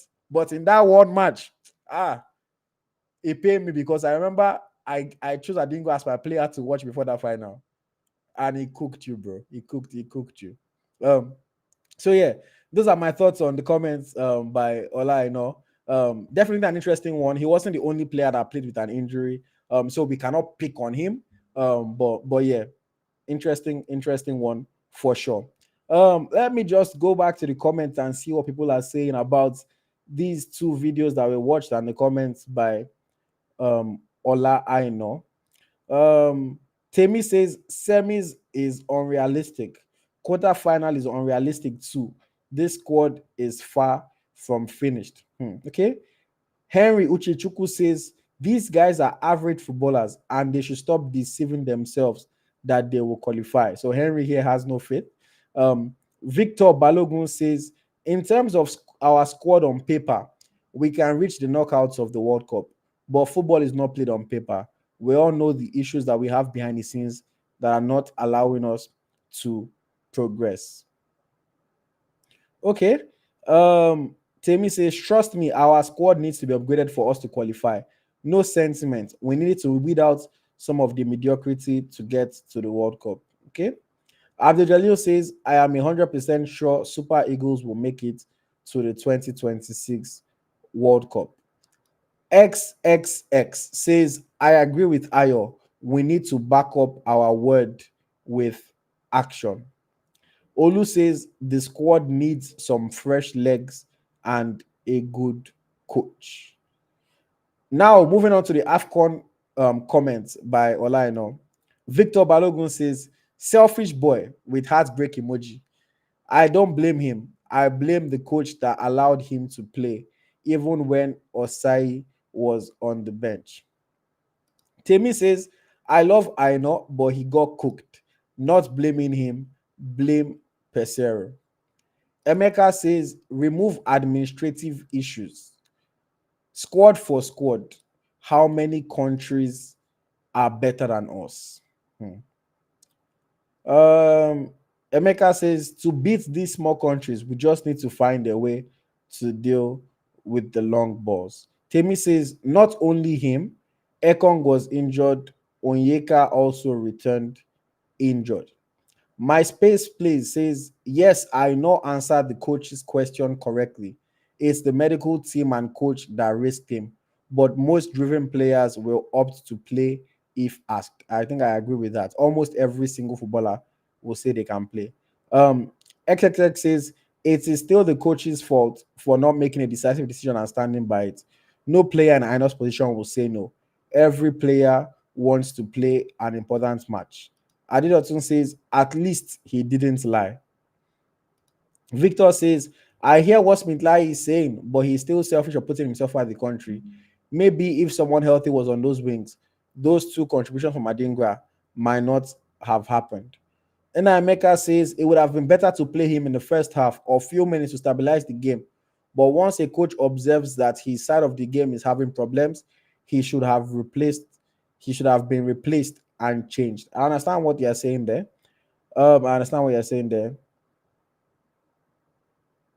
Olu says, I think the coach should have read the game and should have removed him after the first half or doubled on Adingra. Okay, Ayo, if you look at it from a different angle, I know perhaps is sure of getting to another final, but not sure if he himself will get to play in that game. Marvin says, if I was the coach, I would tell, if I was the one, I would tell the coach that I can play. Ola's contribution of the last AFCON was too good for him not to be in the final. Of course, the world best right back will get cooked with an injury. Okay, Michael says, there is no defender that has not been cooked before, so cut Ola some slack. Michael, are you a thief of joy? Obviously, it's a joke. Nobody is picking on Ola, nobody is insulting him. But he got cooked. He got cooked. That's the fact. Yes, they've cooked everybody in the world before. Even Messi has been cooked before. It does not change the fact that for this one that we're talking about, Ola Aina got cooked. It got cooked. That's the reality. He got cooked, bro. He got cooked. But yes, lots of opinions on this one. Some people think he was selfish. A few people think he was selfish. Most people think he was selfless. I think he is a bit of both. Like I said, he said he doesn't know if I will play again. It means that he was thinking about himself. A bit selfish, which is allowed, but also selfless to try to help the team, risk further injury, risk future matches. So yes, that is that on Ola Aina's comments. More videos like this, please. Give us more to talk about. Ekong, if you when you move to Saudi, you can show us some of the Saudi lifestyle on your YouTube channel. Take us to all the expensive places. Hopefully Ekong can resume his YouTube activities. And more Nigerian players, let it not be only the foreign based ones. The rather not the only the foreign born ones, the home born ones too, that are living good lives. Osimhen, show us what's happening behind the scenes. Boniface, show us what's happening behind the scenes. If you are looking for who will help you manage, hit me up. We can discuss. We'll help you manage everything, help you think of content, help you manage the channel. But I personally am a fan of off the field stuff. I love seeing what players are doing in their free time. I love seeing their personalities. I love seeing how they relate with their friends, how they are at home, and I want to see more of this. I know that Nigerian fans, a lot of people would maybe the player now has a bad game. And they will now say, oh, it's because you are making YouTube, blah, blah, blah. Look, players go in the morning, they train by 3, 4 p.m., they are back at home. They have all the time in the world. What are they doing for all those time? Nobody can train for 24 hours. When they have free days, when they have holidays, there's so much that goes on in their lives, bro. So for me, I encourage any player. It also helps you with your brand off the field. The more people see of you, the more people hear about you, the more these brands want to associate themselves with you, the more people grow to love you. So please, more and more content like this in the mighty name of Jesus. Okay. If you want to come on and share your thoughts, I'm going to post the link now while we head into our final topic of the evening. I'm going to post the link. We're already an hour, 30 minutes into this. So we'll take this one very quickly. But I know this is a topic that everybody wants us to talk about. And of course, that we have to talk about. Before we get into it, please support the channel. Like if you're on YouTube, you can also leave a super chat if you want to support us with money. We have a lot of stuff that we're trying to do, so every little bit helps, every like helps, every dollar helps, every cent helps. Please don't just be watching. Like, share, subscribe, buy a super chat, support us, buy merch from eaglestrackershop.com. It will be much appreciated. Okay, final topic of the evening. Super Eagles, man, there's been so much going on around us. We've been talking about who is going to be our coach. Have Renard, Tom St. Fiet, Eric Chiele, Yusuf Salisu. Everybody's name has been in the mix. And then out of nowhere, we had another name this past weekend. And now they're telling us that this is who is going to be the new coach. No be rumor. They say this is going to be the new coach. In case you haven't heard, Janne Andersson, the former coach of the Swedish men's national team, is being reported by sections of the Nigerian media as the man that is going to take over at the helm of the Super Eagles. Is going to be the new Super Eagles head coach. That's what people are saying. Nothing official yet, nothing confirmed, but it has been in the news. Today again,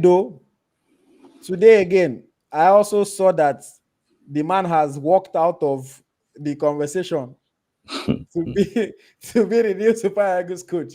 So they first said, oh, he's going to be the new coach. Now today, another person in the media said he has walked away from conversations that he doesn't agree to certain conditions. But Omo, Smith Layi, we need your help here. What exactly is going on, Abeg? What is going on? For me, Nigeria football is a difficult puzzle. It's very difficult for you to solve it. I have to be honest with you. And this hunt for a new manager has been going on since forever. I remember since February that Jose Pasero left this job. I've been looking for a manager. Finidi George appointment was a stopgap appointment. And that experiment failed. We went back to the market again to look for manager.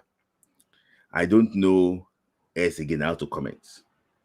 Nobody is communicating. The last interview that Ibrahim Guzo granted was that we will appoint a foreign coach. That was 2 months and few days ago.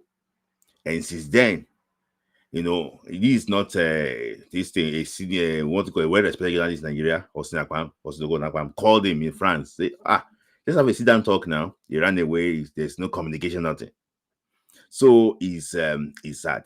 So what is happening currently is that his own goal and scored Nigeria too. Like I was just mentioned that they won't giving us. I don't know that they are the ones that are the they are the media officer of the Super Eagles. So they are the one giving us. When one give this one, the other one give. In fact, they are really enjoying the engagement they're having on their website. I know that. Okay, and it's going to be over very soon because I think there's a discussion with the manager, Anderson, of Olaf Anderson. There's a discussion with him. I think they already promised him to actually to name him as the manager, but I think there's some things that seem to be sorted for him to be named as the Super Eagles manager. And some Swedish fans too have been mocking Nigerian that he does not really know how to coach very well. That how come Nigeria is getting him. But if he's not good enough, he stayed 80 years in Sweden. He qualifies after a shambolic 2016 UEFA Euros. He qualified Sweden for the World Cup through playoff. They beat Italy in that playoff. He also qualified. Sweden for the Euros, in 2020. So, it's just that, when you get to a stage that you have already pushed this team to a limit, then the motivation to continue just drops. So he was at the verge of qualifying for the another World Cup in Qatar, and he lost to Poland. I think that was the start of everything. I think he got a lot of criticism in Sweden, and he now changed his formation. He used to play a traditional 4-4-2. He now changed his formation. He started playing 4-3-3. He was losing. I think he lost out of 5 games, he lost 4 games when he changed his formation. So he's now back to his traditional 4-4-2 formation. I think that's actually what he tries to play. It's double 6 formation. So he's a guy that is very tactical. He knows how to get results. He knows how to grind his team to get results. So the drawback is that he has never coached outside Sweden before. He's been coaching clubs in Sweden and the national team. So he's a guy that if they get the deep over the line, he can actually fits in. But I can tell you the plan of the NFF, but it's what I'm just saying is not what is official. I think the NFF wants to get interim to coach to be in charge of the 2 games in September. And it's going to be the technical director, Osne Guavon, to be in charge. He's going to play the 2 games. If he possibly win those 2 games, they will ask him to continue. And they will ask him to go away. That was the same experiment they did with Jose Pacero when they started getting a draw. They told us that Jose Pacero is going to be the coach to the Afcon in Cameroon. But when Eguavon was there, we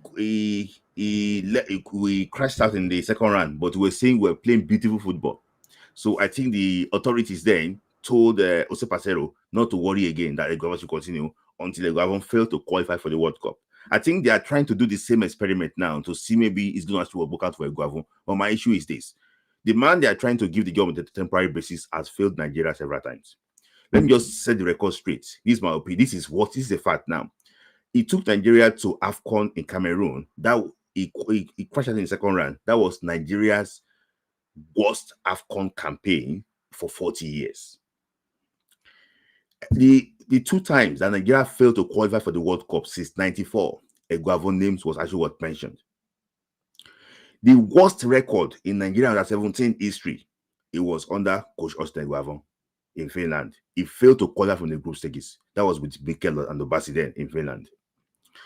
He has failed to qualify. He also failed to qualify Nigeria for the Olympic Games in London 2012.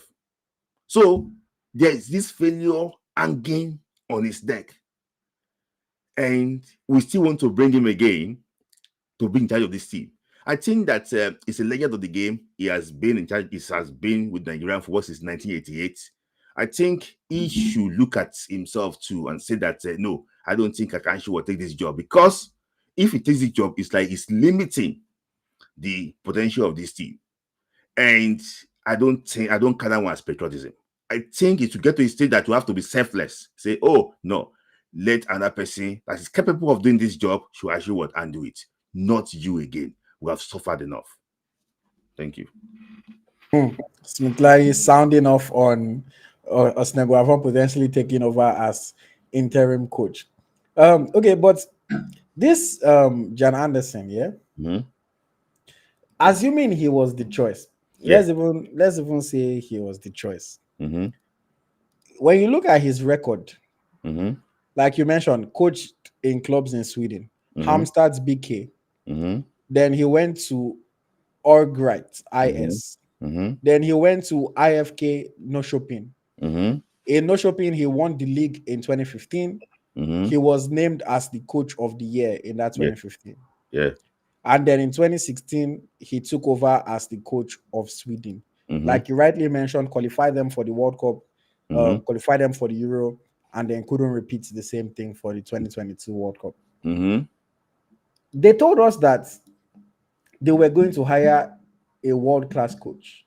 They told us that they were going to hire a coach whose name will inspire the Nigerian supporters and Mm-hmm. inspire Nigerians. Mm-hmm. A lot of people don't even know this man that they're talking about. Mm-hmm. So, do you think he would have been the right choice, or he's the right choice if he's to get the job? Sorry, I just want to ask you a question back. What's your own definition about world class? World class to me is someone that has achieved success at the highest level. Mm-hmm. The only success this man has is Mm-hmm. with IFK No Shopping. Mm-hmm. Success is relative, don't get me Mhm. wrong. Mm-hmm. Qualifying Sweden for a World Cup for the first time in 12 years can Mhm. be seen as success. Mm-hmm. But if you ask people to name maybe their top 100 managers in football, Mm-hmm. they might not include his name. What it was number 47. He was Number 47, yes. okay. Okay, so so answer my question then. Do Yeah. you think he would have been a good option, a good choice if he was to get the job? Yes. Yes.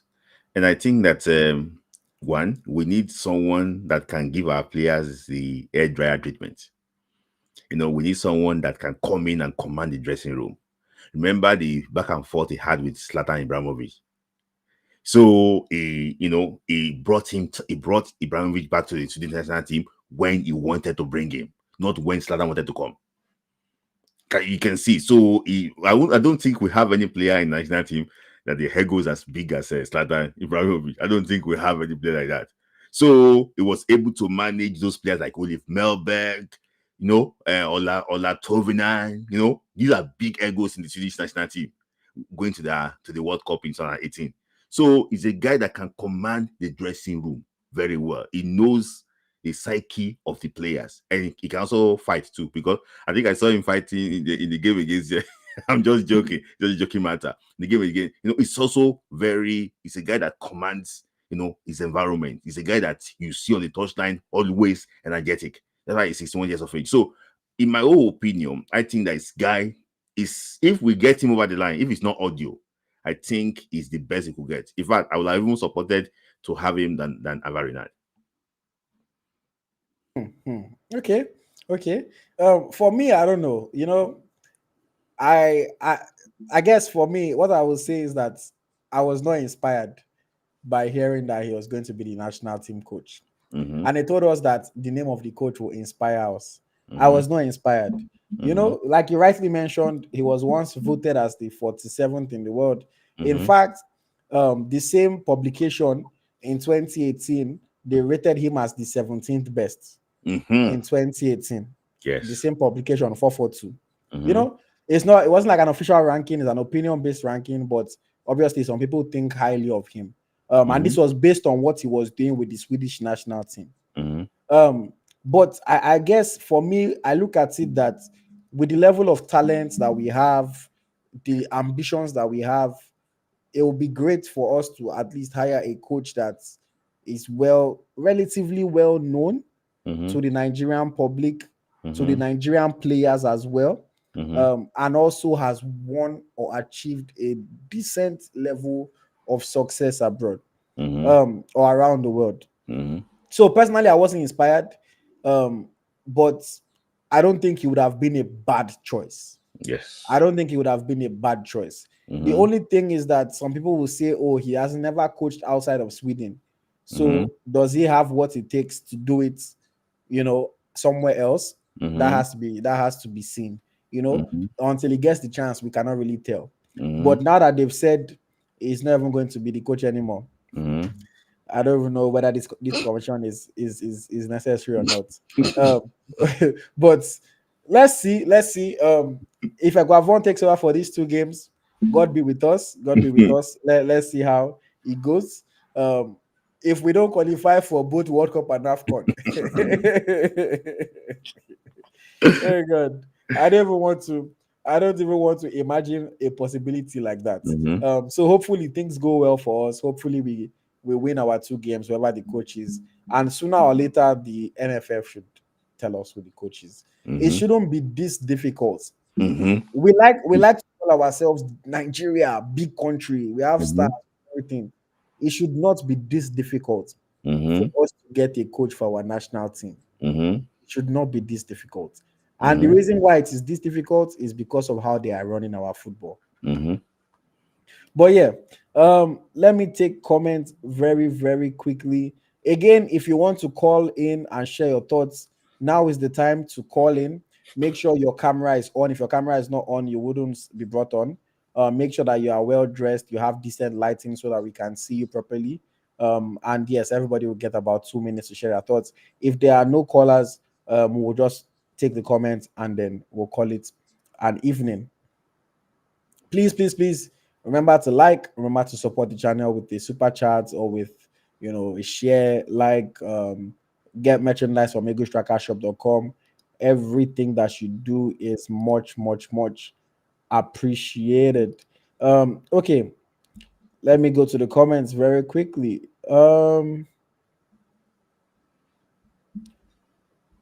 People are just talking about, okay, so XXX says the sports minister who promised us the world-class coach is as incompetent as the NFF. Temi says all Nigeria soccer to dropped one, they are the most reliable. All Nigeria soccer dropped a nothing report, in my opinion. They said that the NFF said they've not appointed anybody. All the reports that came out said he was going to be appointed. Of course, the NFF is not going to say they have appointed until it is official, until everything is fully agreed. So to me, that was a nothing report, and I mean, I guess it was doing due diligence, but to me, it was a nothing report. We all knew that NFF would not say yes until it is official and everything has been signed. And I know that all Nigeria soccer guys probably watching. He still likes to fight. So he probably wanted to show himself as reliable source, so he went to tell us. But to me, that was a be the one nothing. typing itself. But to me, that was a nothing report. NFF is not going to say yes, we've appointed when they've not announced something yet. So that was a nothing report. Temi says, honestly, the best option is to go and beg Pesero and bring him back. He said Guardiola cannot be our coach, I beg. Victor Balogun says, our problem is NFF needs to stop giving short-term contracts. They need to allow these managers to make mistakes and then grow with the team. We cannot become a powerhouse overnight. I understand your sentiment here. I think I agree with it. But Nigeria, we don't give anybody time. There's nowhere in Nigeria that they give people time. If you see, you say make mistake or not qualify for the World Cup. You are going. You can make mistake, lose friendly games, not qualify for the World Cup. You are going. Yeah. Speaking of mistake, Kingsley Patrick says it is still very unfortunate that the NFF will make the same mistake of appointing someone without African experience. Okay. XXX says world-class coaches are people like Don Carlo, Pep Guardiola, Klopp, etc. Adeogun says a world-class coach won't want to deal with an NFF with their reputation. Enameka says Eguanvon should not get the Super Eagles coach at all based on his failure records in the past. Why can't the NFF get a good coach once and for all than this interim type of coach? Adeotun says AyoT, the so-called world-class coaches, have not been able to succeed in coaching a national team. Okay. Onyechi says, with this level of admission from the NFF, we might not qualify for any of the tournaments. Let me see. Adeogun, sorry, I'll get him. Adeogun says, if Nigeria doesn't qualify to the World Cup, NFF should be disbanded for their uselessness. Players are not the issue now, it's the clear NFF. Executive says, Eguavon's name inspires panic and uncertainty for our chances of qualifying to the Afcon and the World Cup. And then Kingsley Patrick says, I respect Layi as a very experienced football analyst, but I disagree with him on this one. A coach that doesn't have African experience will fail in Nigeria. Okay, so Smith Layi, what's your response to that? It doesn't matter. It's just for you to do your research and make sure that you are on the right track. See, football is universal language. Football is not as if football in Africa is different from me. I know football is a universal language. If you get your things right, I won't lie to you, the guy will pick maybe one of the African players he has worked with as a coach, as assistant coach, come to Nigeria just to come and learn the terrain very well with him. So I think we've had coaches too that they had no experience in Africa and they came to Africa to perform well. What's it called? Clement Fosaroff, I've never coached in Africa before, but when he came, he remained our best coach ever. So I just think that that first 3 months, if the NFF can allow him to settle very well, don't worry, we'll do well. Okay, hopefully that satisfies Kingsley. And what I would even add to that is that Jose Pesero, he was announced as the coach of Al-Ahly, but people protested. He was only coach of Al-Ahly for maybe like 3 months. Al-Ahly in Egypt. That was his African experience before he came to coach Nigeria. And he coached Nigeria all the way to an Afcon final, which we hadn't been able to do since 2013. So African experience is great, but I also don't think that it is an absolute necessity. At the end of the day, na football they play. At the end of the day, na football they play. And at the World Cup, no be African teams where you go face at the World Cup. Is European, South America, North America, everybody in the world. Okay. We have one caller to take, about 2 minutes, and then we'll wrap up for this evening. Welcome to the program, Adeola. Yeah, thank you, AyoT and Smith Layi. Let me just chip in this. We are saying world-class coach, a coach that has achieved with any national team. Betty Vos won Euro 96 for Germany. But when he came to Nigeria, did he achieve anything? No. Western was an unknown coach that coached match fits because he was able to beat Feyenoord and Ajax. He didn't win the league, but we got him. We employed him, and he qualified and he won silver or just 90. So a good coach is a good coach, whether he has coached in Africa or not. And when people are saying Gadola, Ancelotti and co, Italy have been struggling to qualify for a World Cup for some time now. As experienced as Ancelotti is, and being a former Milanista, and being a former national team player, he has not been considered to come and coach the national team, meaning national team is doing from club side. Let Guardiola go and coach Eritrea, and so what will happen to him. When it comes to club football, you can buy all the best players to play for you, but national team, you need to make do with what you have. So that I say NFF good when they say they're going to give a world-class coach. Who is a world-class coach? Just give her a good coach, a tactical coach, a good coach, a coach that can stand and face NFF, and tell them, hey, don't choose players for me. Let me choose players based on merit. And I've been saying it that any coach you are going to get now will be the one that is going to break the course that have been following Nigerian sports in the past 9 months. That's why I said, as for me, I want Mr. Eguavon to please, the name he built for himself Nobody knew anything about the Guavons. Even his younger brother that played for Beggar, Monday, Saturday, nobody knew about him. But he beats that name. And he should please let that name continue to grow like that. So that, see now, we can mention Kelsi, Yekini, and Co. Even though I know more. But we don't put a cross at the back of their name, or their names. But Amadou Shaibu, we don't put a cross at the back of his name. But if this man failed to qualify us, see, anytime you mention that name, Egbafon, you know, causes to follow that name. You should please just stay away. So tell them, hey, I don't think I have what it takes to lead this team. Please, that's just my own. That's just my own. Thank you. Thank you very much, Mr. Adedotum. Always nice to hear from you. Some harsh comments about Eguavon, but we understand where the sentiment is coming from. But yes, and I think, you know, it must be so nice to be Osine Eguavon, honestly. Just have a comfortable job that performance does not matter. No matter how you do on the job, whether you do a good job, whether you do a bad job, you are still there on the job, you are still collecting your money. Salary. You know, living your comfortable life. Every once in a while, they'll just tell you, come and coach. You just enjoy yourself. You know, results doesn't matter. Your life keeps on going. It must be really, really nice to be Osine Eguavon.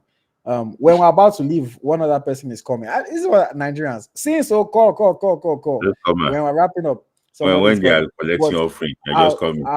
I'll give you 1.5 minutes to just share your thoughts very, very quickly. So that we can wrap up. We're already 2 hours on the mark, so we have to go now.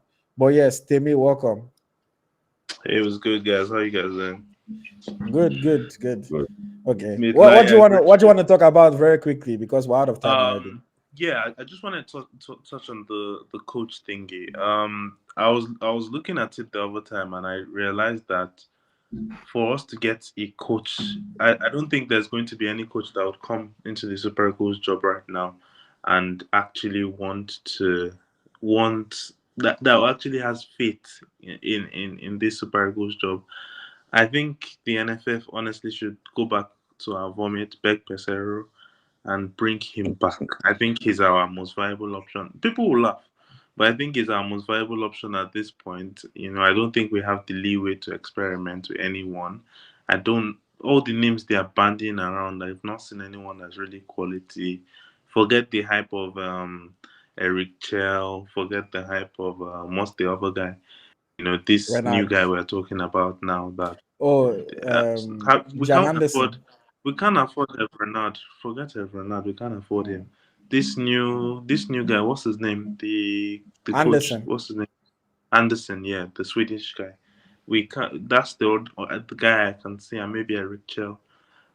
Look, let's just stick with what you know. If it's not broken, don't fix it. It's the same thing I said about the Okoye issue. If a situation isn't broken, don't try and fix it. Let's just go back to Pesero. We've gone on this road before with Genos Raw. Genos Raw was not the best, aesthetically pleasing, but he grinded the results for us, you know. So let's go back to Pesero, give him what he needs, and yeah, hopefully we see if we can make the World Cup again. All right, thank you very much, Temi. Thank you very much. Another latecomer is here. Should I bring him on, Smith?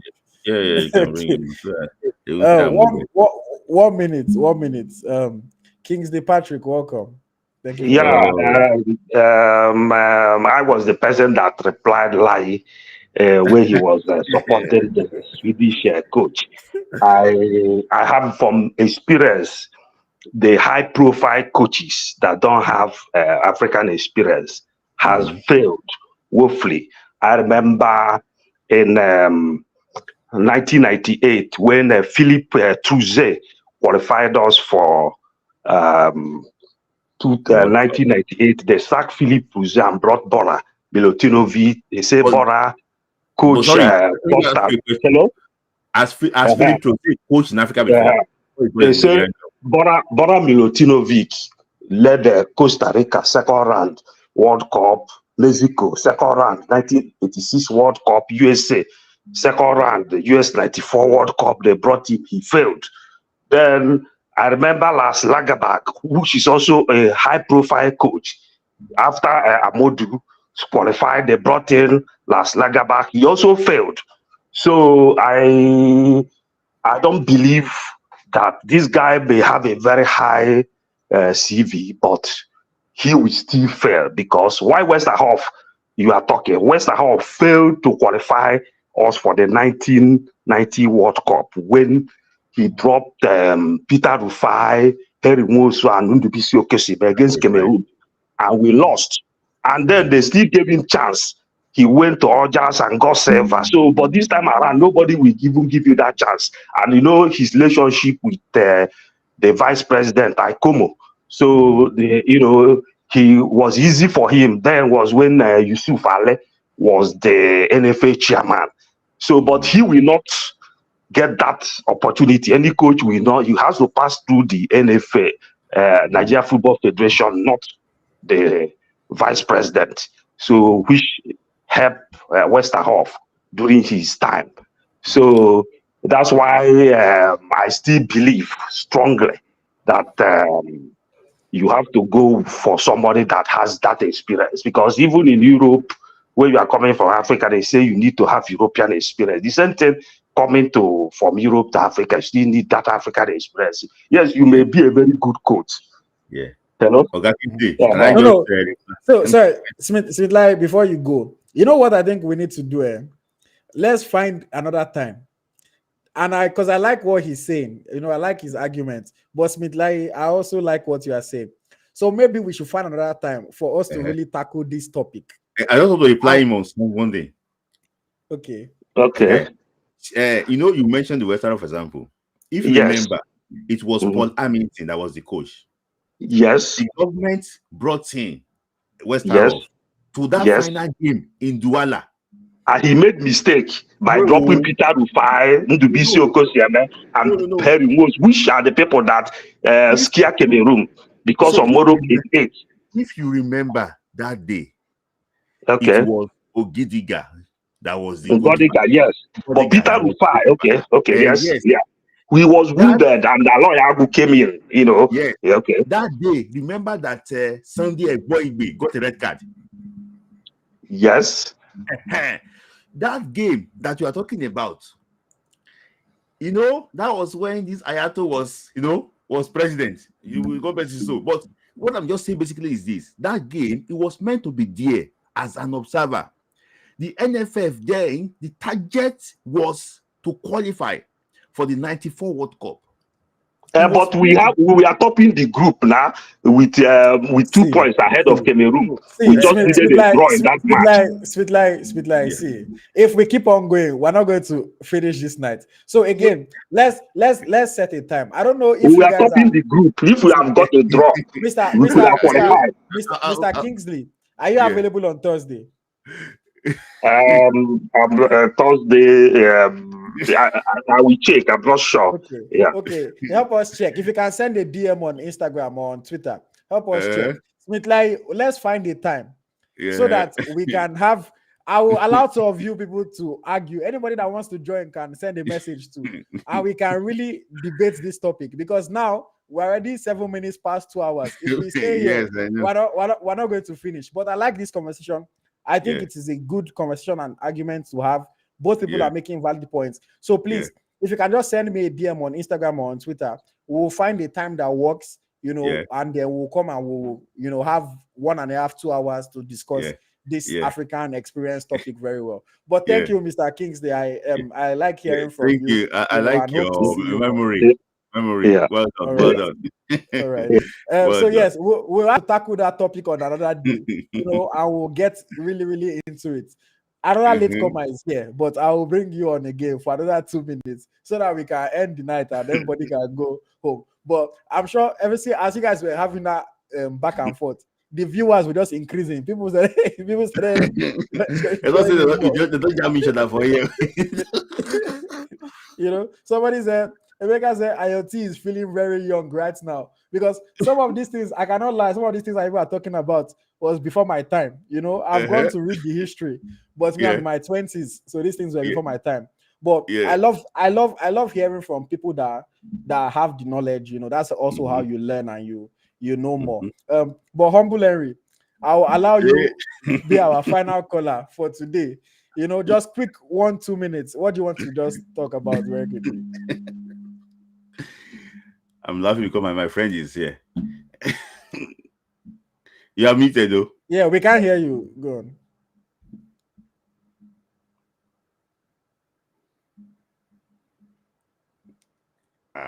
We cannot hear you. Are you the microphone is not made in this place? I can't hear you. when you allow 40 plus to come and talk now, cannot work microphone again. Have you fixed it? We cannot still hear you. Can you just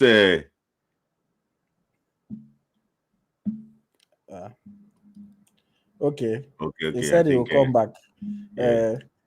But yes, let me just quickly see what people are saying in the comments. Temi said encyclopedia, don't jam encyclopedia.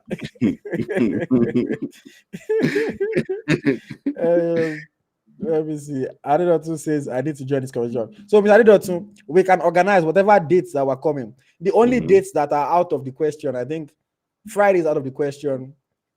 Friday, Tuesday, because we usually have other topics on Tuesdays. Friday, because Friday is my distinct day for my interviews.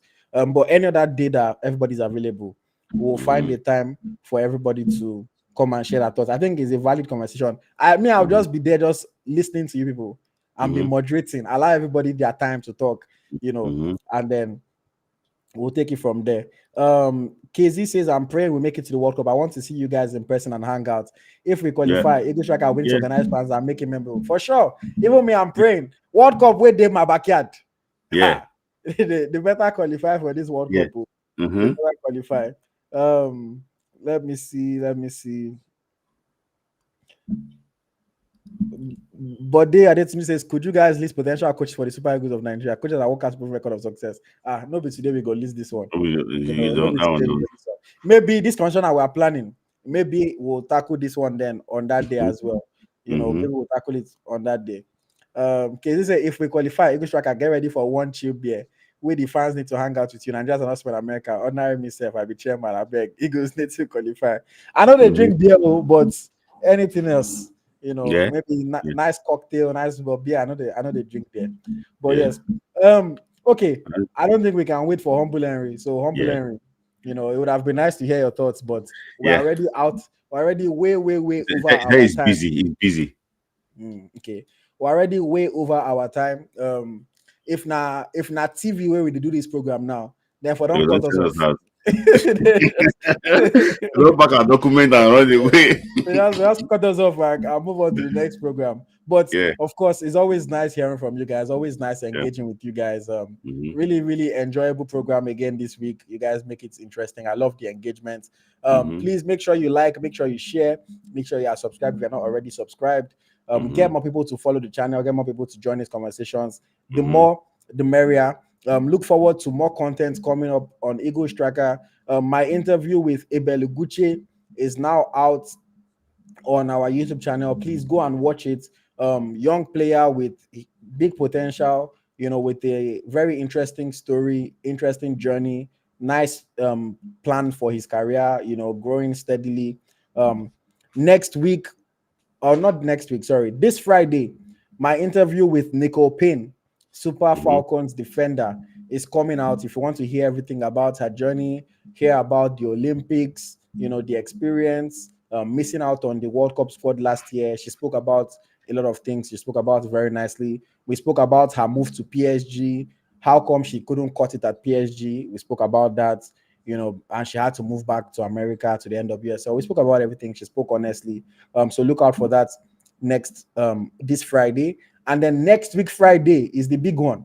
Francis Odinaka Uzoho bears it all. We spoke about everything from club career to Ghana mistake to all the costs where Nigerians they give them to the message where you put for Snapchat say if it is, make white man sign you. We spoke about everything. That interview is coming out next Friday. Francis Uzoho, I've never seen him speak like this to anybody in the media before. So I was really happy that he was honest with me up front.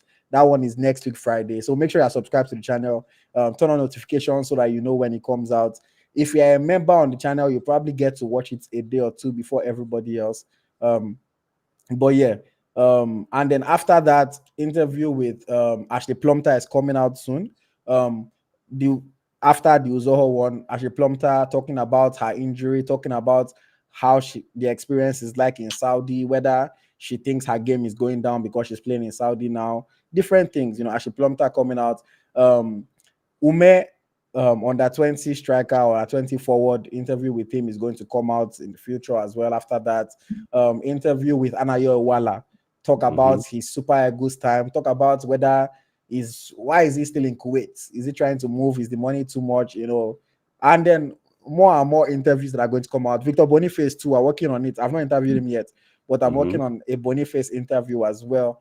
So I'm going to be feeding you with plenty content throughout this year, throughout this season. As things are happening, we got to follow these players talk. Just make sure that you're tuned in, you're locked in on the channel. If there's anybody that you guys want me to talk to, always engage with us in the comments. Let me know. I know they shame to reach out to anybody. I'll reach out. The worst they can say is no. If they say no, it's their prerogative. Osimhen don't block me already, so Osimhen not going to do interview.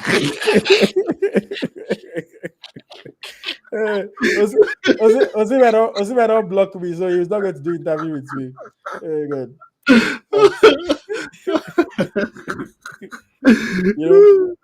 It's not everybody that some players they only like when you're praising them. If you say that they did something wrong, they get upset. And sadly, Osimhen is a player that got upset because I didn't insult him, but I said what I felt he was doing was wrong. He got upset.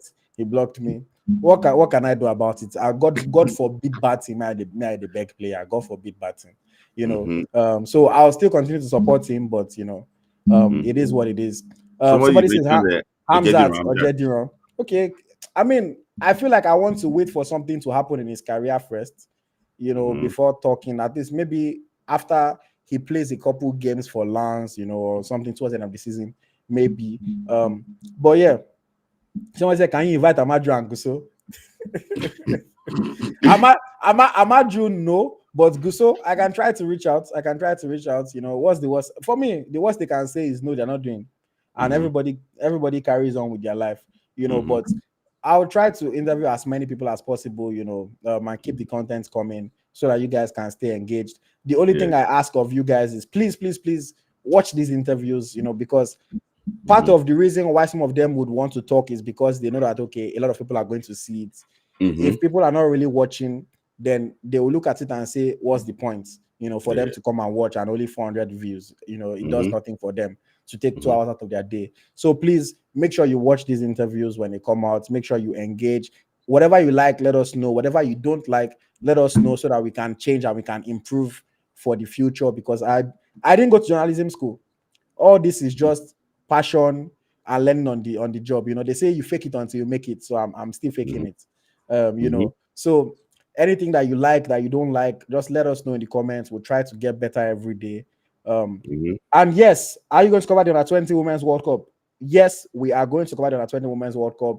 I'm going to be following and watching all the matches. I think it is now 13 days away, I believe. No. Or how many days away? Yeah, you're right. Yeah, 13 days away. Yes, I'm definitely going to be covering the games. We cannot stream the matches because of FIFA copyright, so nobody should vex. But we are going to be talking about the games. Nigeria's first game is September 1st against South Korea. And thankfully for me, the games are at a good time for me because it is taking place in Colombia, so that's around my time zone. So that's a good thing for me. The games will be like 9 p.m. ish in Nigeria. But yes, we'll be covering the games, we'll be talking about it, and hopefully our under-20 girls can do well. But yes, thank you very much, guys. It's been a pleasure. 2 hours, 18 minutes. Thank you very much. Nice talking with you. See you again when we have the conversation about the Super Eagles, African experience versus no African experience. It should be an interesting one with Mr. Kingsley Patrick, Smith Layi, and I think Ademola wants to join as well. But yeah, it will be a good one. I'll just be there to moderate and to watch people. while you're going off. A pleasure talking. As always, my name is AyoT. My co-host is Smith Layi.